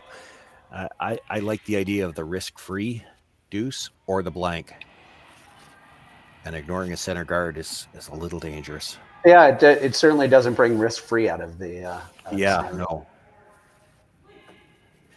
You don't even have to straight peel. Like, you could get rid of the center guard and roll to a corner guard if you want to play for 2 yet. I don't like leaving the center guard there. You got a chance to deal with the middle. The earlier they're going to have a conversation about it, and this is the big conversation, right? This is seconds last. So, do you want to go, or do you want to try to keep things wide open? Seconds first. It's a little earlier still. Oh, seconds first. Yeah, sorry, seconds first. Well, and if you decide to play the guard, you know, are you straight peeling it, or are you hitting and rolling to a corner guard? Which, you know, that's kind of the combination. It defends against playing in the middle, and it still gives you a chance to play offense on the corner. I kind of like that. I like rolling to the left. Yeah, I don't know if I love this, but it's certainly going to make for an interesting end for us. You roll to the left, there's the danger you jam it on your biter. So I try to roll it out of the biter. Or you're talking the skips left. That and out of the corner of my eye, I saw it was interesting. As soon as they decided they were playing the draw, of course, this is the second. Sometimes you have to manage stones. Well, she went into the corner and switched stones. Yeah. So she's obviously got one that they probably feels like it curls a little bit more. So when she's playing a come around here, they're using that for the draw.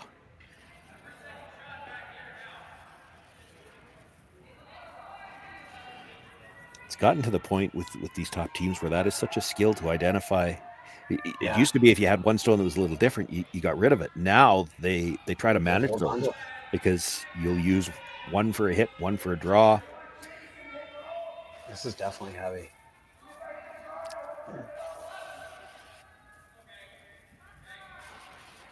Yeah, it's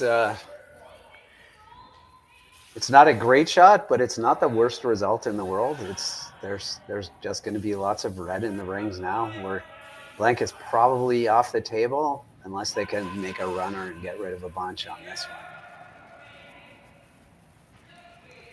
Probably have one more opportunity to run back a guard and get rid of some rocks, but it was probably only Peterson that wanted the blank anyway. Einarson was content to try to force the play this end a bit. Again, like I said, a single point either way is great for Kerri Einarson. And if she happens to give up a deuce, well, she's got last rock coming home in a game where she's already scored 2 deuces. Yeah. I'm saying here, you got one chance. You can get a bunch of rocks moving here. You're probably going to have to play this runner.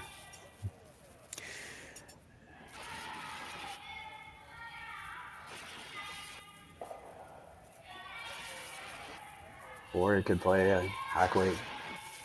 Well, this is coming back into you don't want to get forced. You don't want to blank.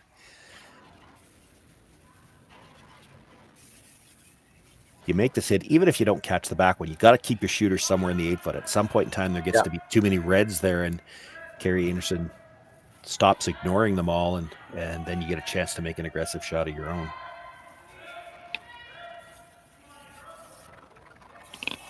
Yeah, if you could hold the shooter here, that's the key, right?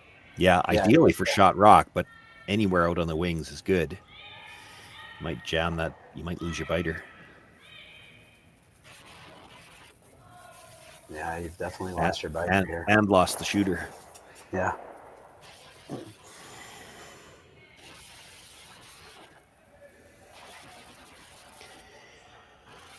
See if the lefty out turn can get this a little bit more buried.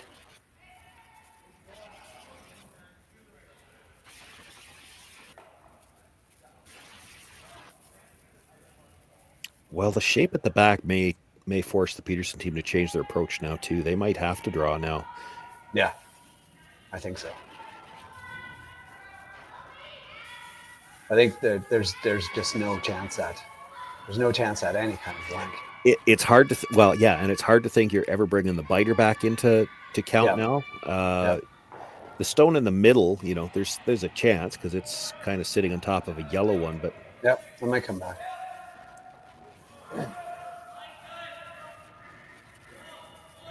It's actually a second shot, I think. It is right now. Yeah. Not easy to get at shot rock without changing that though. Yeah. She's contemplating the guard again. Oh, I thought she was contemplating the yellow pretty much straight back. Because you got two ways that it could work out good for you. Straight back, you catch the yellow at the back of the 8-foot, make the double that way, and leave your shooter in a really good spot. Or if you just overcurl it a sliver, it's yellow onto red onto yellow. You get a couple of yellows out and you leave your shooter maybe partly undercover, you'd be sitting second and third. They're playing the out turn, come around. I think this is fine. You're at that point in the end where you definitely can't be looking for a blank now. You have to try to score 2, and maybe you have to be aggressive now. It's time to draw. You really want to get down to the back one here, because if you're team line, you're gonna leave a little tap. You're gonna leave a little run on the top yellow. Yeah, I know what you mean. I don't know if you want to be that deep though. You're with last rock, you come behind the tee line, behind a center guard, you've really shrunk the rings. Yeah. And that's what they're playing for. I'm just saying. I'd have been tempted to let her play the angle tap, and then that should open up the middle too. Yeah. Now Kerri follows it down, fouls last shot, and not only you're trying to score 2, but both of those rocks that are going to score, if you're going to get your 2, you're going to have to be biting the button, and you can't see the button. Yeah.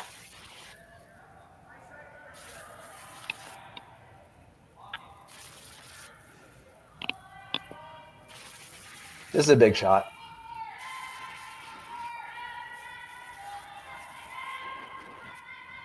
Mine looks pretty good. I want to be on it. Mine's good now. Just wait. And get inside even a bit. Yeah, that's pretty good, because now even the run back on the yellow, it's hard to get the 2 yellows out of there. Right. It's not going anywhere. No. You're going to try to score by covering the pin on both sides for your deuce. Well, the first one's the harder one. You talked about trying to follow the lefty, and of course, it's the intern for most curlers that curl more. So that was Val's intern. I always remember when you start talking about lefty and righty, it's going back quite a few years. It was Richard Hart playing third for Glenn Howard at the Briar, and they were laughing about it at one point in time, because Richard, again, back to managing stones too, Richard had one rock that curled a little bit more. They played an intern draw at one point in time with Richard, the left-hander, with his rock that curled a little more. And when Richard came down, Glenn was just laughing to him. He said, that's almost like cheating. Like, because they figured there wasn't a right-hander on the sheet that could follow that shot. He had a lefty's intern with the curling stone, and he got buried around a rock into a spot that the right-handers there wasn't a chance they could follow it. He can do some magical things with the rock. You watch that a lot. That was probably one of the first teams that I can remember that actually they were one of the teams that they didn't necessarily kick the curling stone down to the lead. They would use it as a weapon. Yeah. Russ and Glenn did that too. So kind of always knew. Tried to identify those rocks and use them as weapons. Yeah, it's not just punt it to the lead. Just that's a weapon. Especially if the speed's close. It's one thing if it curls a lot more, but the weight's different. That's a little harder to manage. But if the weight's close and it just curls more, that's you see so many teams. It's such a powerful skill to identify that now because that's a weapon. Yeah. Well, we're trying to just put this right on top. It's got a curl. Pretty good. It's a good spot. Yeah, she would have liked it to curl just a hair more. There's probably room for, if Val could throw again, she could get to the inside of that. Yeah, right. We'll see if a right-hander can. Like that's the difference. I mean, they haven't scared the guard yet. No, like everybody's been getting by the guard by a lot. If she could just get to the nose of this, yeah, it's going to be a struggle. Although Tabitha's got the intern edge of the button there's room there. There's lots of room for the deuce. Oh yeah, there's lots of room. At least 3 inches. At least 3 inches. But if she gets to the inside of the nose here where she shot rock, there's going to be less than 3 inches. And I don't. Right, yeah, if she can get to the inside here. She could get the same angle on the one that was just thrown that Val got on the one at the back. Yeah. Or it doesn't even need to be quite that pronounced, but close. Because then again, the angle, the run-in on the yellow, the angle's not going to be any good. Well, they're going hard to make it curl. No, this is close. Closer to the guard. Is she going to get by the one in the 12-foot?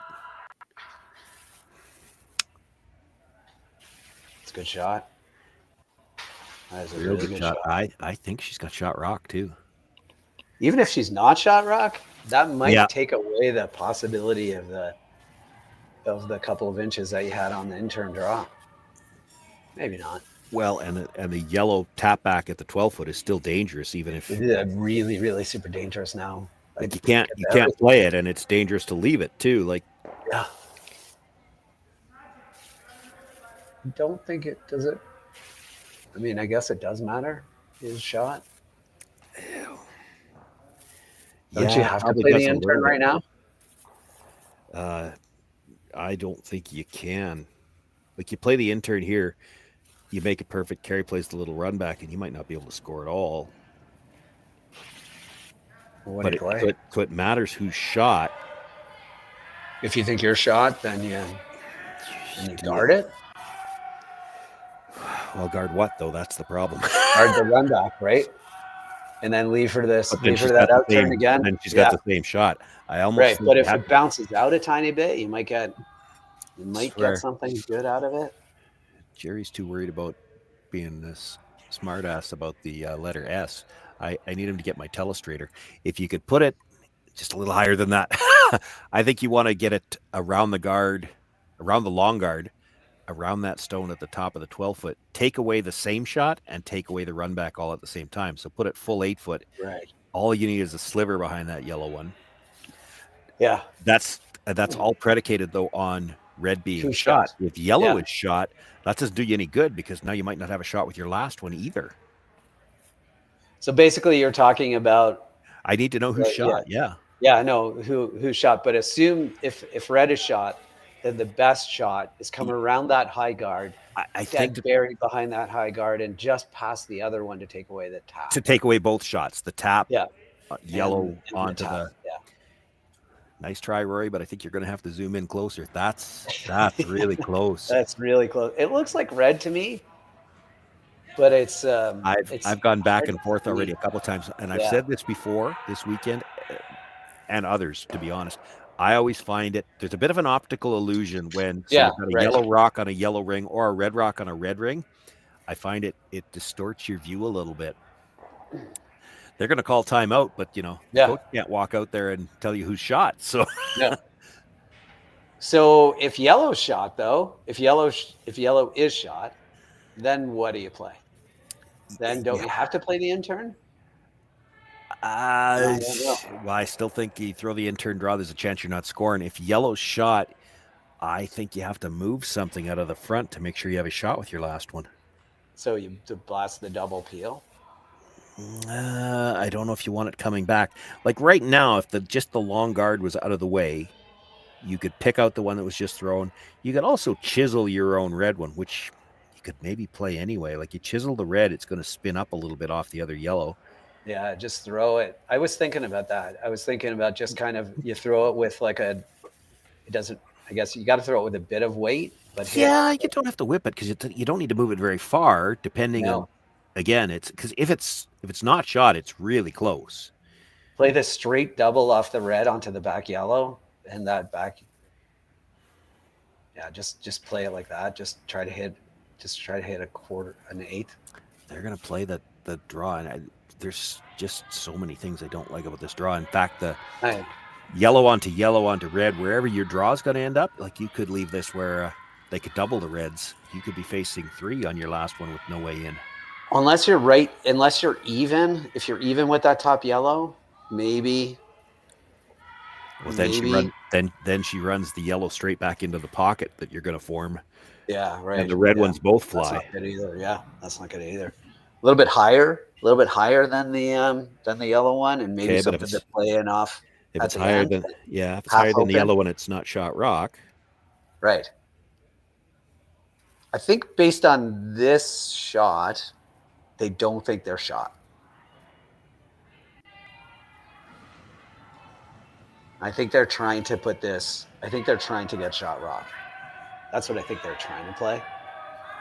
I don't think that they're. I don't think or they're just by playing this. Straight guard. This looks like, are they guarding the rays? Was that the call? Yeah, that's the one thing when you get a timeout, you don't get a chance to see what. Yeah. They're not gonna point and tell you what they were playing. I don't think based on the weight that they were guarding the rays, but. Well, I'm sure they weren't playing that.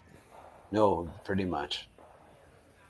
I don't think anybody's sure who shot rock. There's just been too many people looking at it. And are they close enough to hit half of that top red now and still drive it back in? Like, yes. Do they still play that? Because they drag a little bit. Yeah. So like you can play this. You don't have to play this with a ton of weight either. You hit and roll just to take away the in-turn draw completely. And you might. Can you make it with 3/4 on that top one? Or do you have to hit it a bit thinner? Zoom out a little bit. Thinner or thicker? We're trying to figure out who shot. Yeah, it's close. I'm not sure if it matters to who shot as to what you play here. You also I'm saying if you hit 3/4 of the top red, and if you hit 3/4 of the top red, does the yellow come back and get a piece? Well, they're close enough together that I think it probably drags. So maybe it does. Yeah, that's what I think too. What I'm looking at is, do you have to throw it that hard though? Like you could throw. Yeah, no, I agree. Red onto yellow with.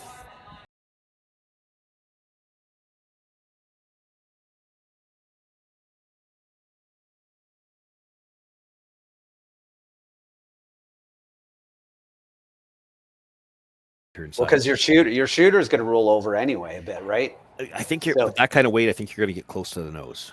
Yeah, which is fine. The closer you get to the nose, the better. So I think somewhere between that, like I think again, a backline weight to make sure, and I still think it catches it if you hit 3/4 on the top and your shooter rolls over to take away the draw completely. You're counting on drag, and I'm not positive it's there. Like look at the space between those two rocks. Yeah, I think they're close enough to drag, but I think they're close enough. I think you say this too. Like if you don't throw it right now, what does she have? She's got a draw she's got a cold draw to the edge of the pin for 2. So if you don't throw, like, is there a scenario where you could screw this up? That's what I'm saying. Like, do you just throw a guard and say, okay, that's one I'm tied up coming home with? That's why I don't like the extra weight. Like if the only way I see getting in trouble is if you get to the nose, make that tap, and then bounce out too far. And then she comes I'm talking myself out of anything but taking away the in-turn draw for 1 or 2.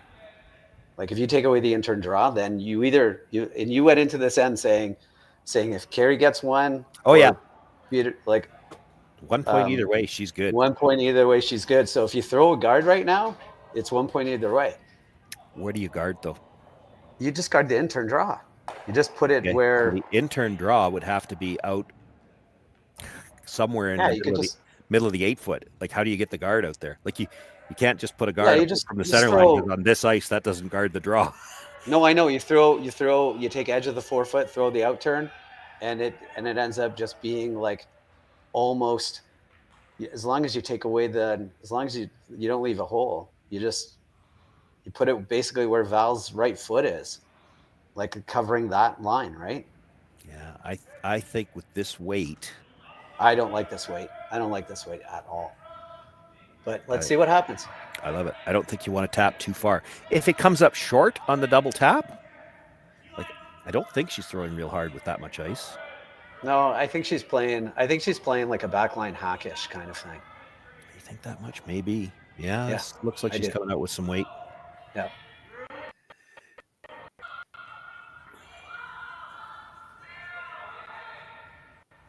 It's got a curl.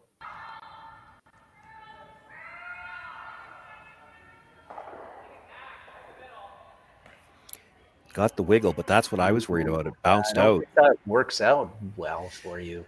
Well, it might have, because she tapped it far enough that she's sitting second at the back of the button now, and I don't think there's any way to get to that one.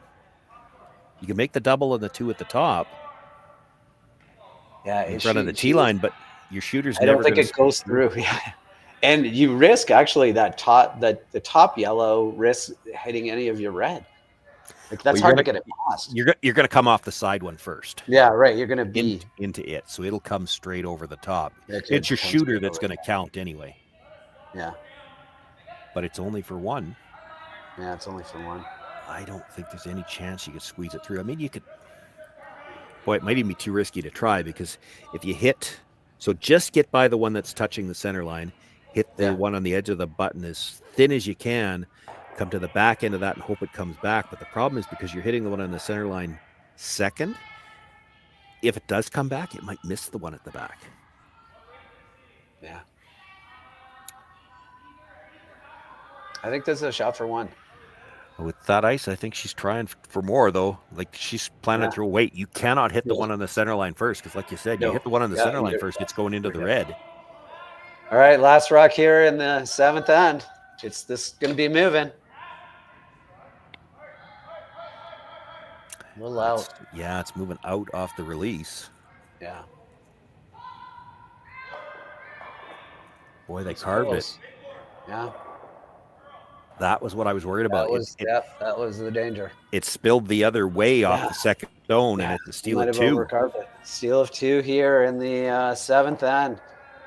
Big steal of two. That was a lot of fun. And we're going to be back with the eighth end after these messages.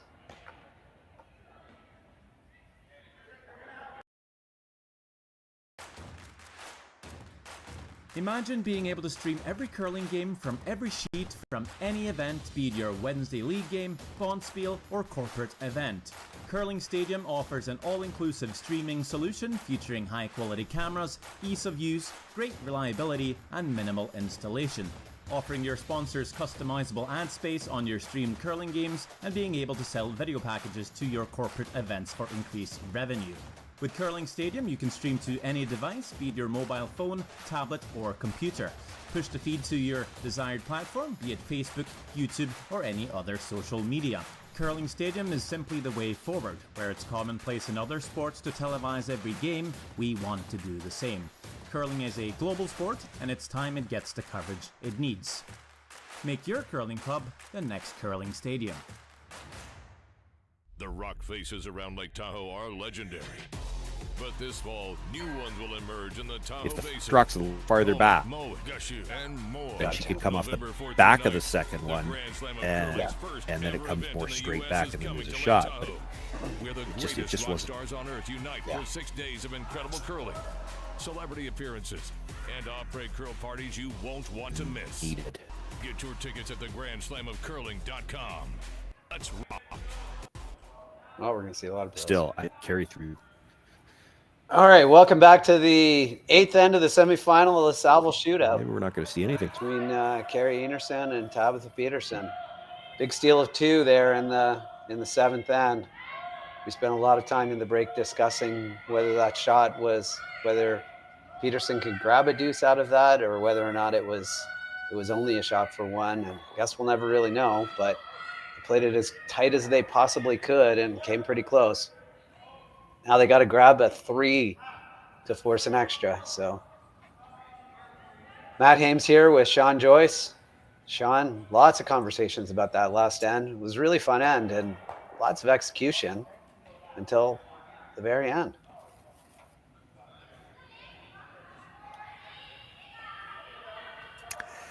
Yeah, maybe just, she wanted the deuce, desperately wanted the deuce. I just don't think the angle was there. Well, obviously it wasn't shit the way he needed to hit, perhaps. And it just continued to scoot through. So unfortunately, gives up the steal of 2. It's going to make the thought process for both teams here a little easier. Einarson put rocks in the back corner, which she can't do for the first little bit. Then Tabitha's going to have to play aggressively to try to set up a 3, which, it's not impossible with 5 rocks. You just need it. Yeah, you need lots to go right. You need absolutely everything. That guard isn't perfect, but it's not bad. They called this one a little tighter to try to encourage the double peel attempt, and maybe you get a flash when you encourage somebody to try a thin double peel.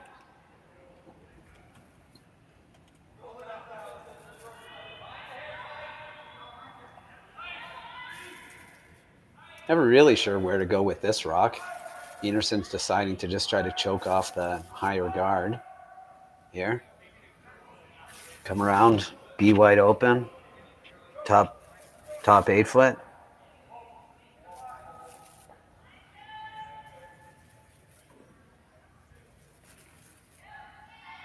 Ice is holding up really, really well throughout this whole event.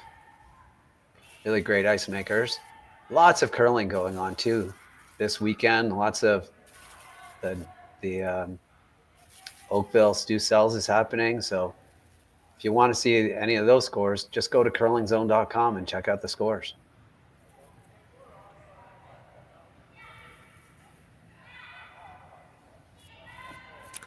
So with that being the stone of the end, now we'll see the hits start. Yeah. I'm not sure. Really quiet. I'm not sure if I was super tempted to try to keep this rock in play. Full weight hits though. He's behind the. Just tap leave him him back play in at the the back back 12 of the house. Yeah. Yeah. All these rocks can be your friend. You don't have to get rid of your friends. You want to get rid of your enemies, not your friends. I think this is a little bit too strong of weight. You don't need to make this rock go away. You're right. You could ignore them. I get it. It's the tip. Yeah. You want to deal with the middle, but you don't have to deal with it by making it go away altogether.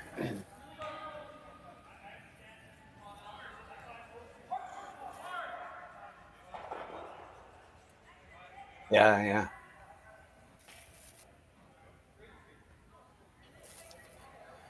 Well, she makes this. She's going to leave a stagger. So what you do, if she makes the shot, great. Perfect. The way that she just called it, sort of into her own rock, and remove this rock. Then you come around the corner guard. They peel the corner guard, and then you've got an in-turn around a stagger if you want. So you still have a possibility at 3 if they make the shot perfectly.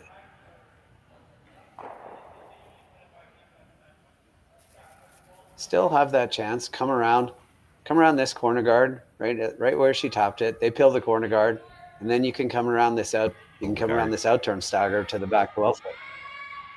Yeah.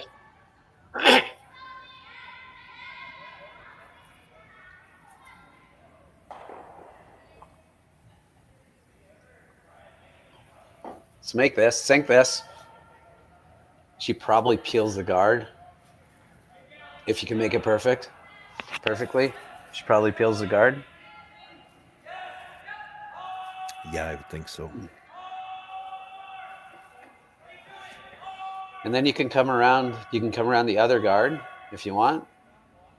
Oh, that's not. It's not the end of the world because the double peel is probably coming into the yellows, right? Yeah, I don't think you can double peel here, so it's not the end of the world, but you are running out of rocks. There's nothing really good on those. I know there's 2 of them. I'd be tempted to peel the other side. Peel the long one doesn't on the look other like- side and have yeah. your shooter come into those. Yeah. Like everything is so grouped on that side right now. The angle on the reds comes into the yellows, and that's maybe what she doesn't like. So you peel just one of them.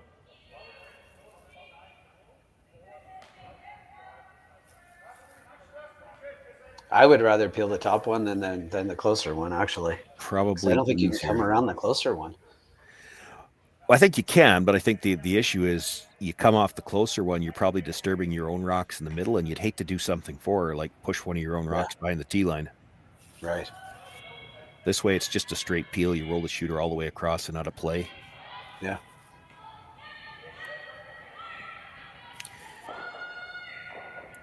You end up disturbing your own rocks anyway, and that's not good. You've left an No, overlap. that's not good. Those yellow rocks can be used as a guard later on. Yeah. Gonna have to use them pretty soon. I think you come around this high guard, try to make it, they peel it, then you can come around this in-turn stagger. Yeah, and you might have to do it that way because I'm not sure you get around the stagger while that corner guard's still there. Yeah, I don't think you can. I don't think you gain anything by coming around the in-turn. They think you can get around this. I don't. I don't. We're gonna find out, John. It looks tight to me, but it's. Well, this is one of those ones where if you've got it in your repertoire, you maybe throw a little bit more positive on the handle. Yeah, a little bit in out action. Yeah, because you got to hold it. After you get by the red guard, it's got to hold the line well enough to get by the stones at the top of the 12-foot. And then once it's by the yellows, you can try to carve it in behind. Back 12-foot is fine. Yep. It's gonna back 12-foot is fine because it's gonna force them to rip their own guards, like peel their own guards. But I don't know. They're pretty tight to the outside one.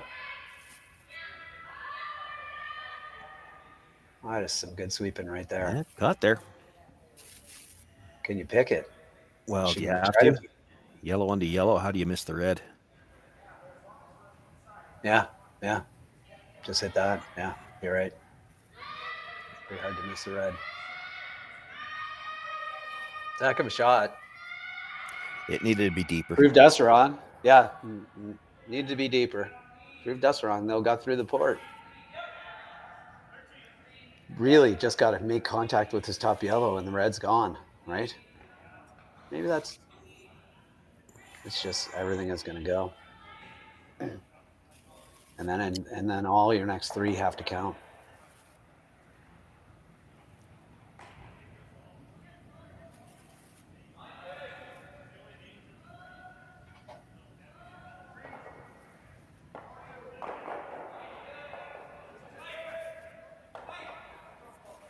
All right, well, got to make some rocks count now. Yeah, and that's not the way to do it, I don't think. She's not taking enough time to look at this. I think you got to try to come around that yellow that's in the 8-foot. Yeah, I agree, because that's where your two guards are. Yeah, exactly. Like you make this, she's just going to peel the red guard, and then she's got an open hit on her last one. Yeah. You need to get behind two guards right here. Yeah, and you do have it. I mean, she left you a chance with that rock in the 8-foot. You come around that, she can't peel both guards that are in front of it. Yeah. I mean, you're really up against it trying to score 3 to tie. You're up against it, yeah, definitely. But the math doesn't work for this shot. No, exactly. She peels the guard, and then it's a wide open hit with the last one. You can't throw another guard. Yeah. And you could have tried, like, if it really came down to it, you could have tried like a control weight on that one, try to jam it into the corner, roll your shooter on. But as it happens, like, again, I'm talking about desperation here, Sean. So, like a heavy split, right, on that top guard. Yeah. If you come around the other one, they peel the top guard, come around the other one, hope they miss the run back, and then you've got to draw for 3. Yeah. Yeah. As it is, the truck's going to have to pick twice even to get to throw your next one. Right. Yeah. It's a solid chance this is the last rock of the game. This has been a really fun game, well played game by both. It's a little tough shot in the 7th that she's going to want back.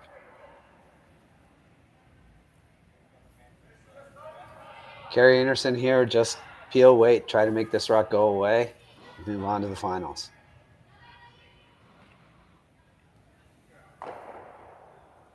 And there we go. She's going to play it, though, because there's still a chance. Do you play? I mean, you got to play it now, but... Yeah, I guess. Yeah, you why play it not? at all. You got to play it now. It's which way are you playing it? You play it center line out, double. I mean, you could just play it on the double on the reds and hope. It's the same shot the other way. You're playing the wick the red to jam it one way or the other. Yeah. And your shooter's got to come across and get the other yellow stone. Yeah. None of this is good.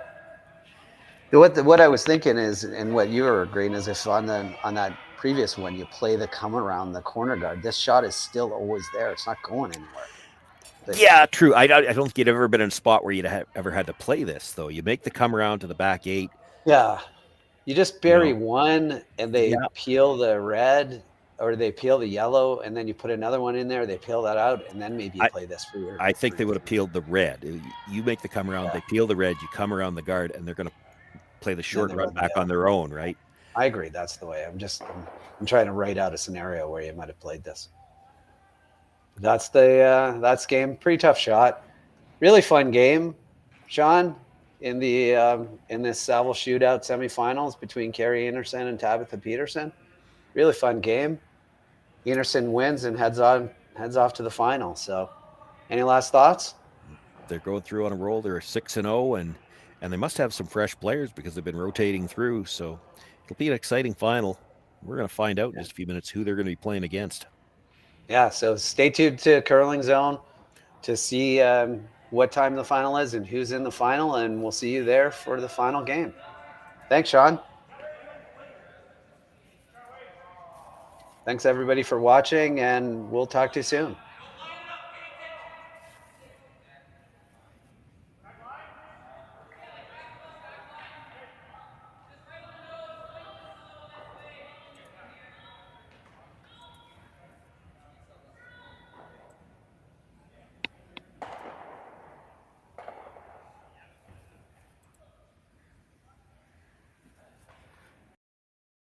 Live curling rocks. And this November, the best in the world are coming to Tahoe. Get your seats now at GSOCtickets.com. But hurry, early bird pricing ends soon.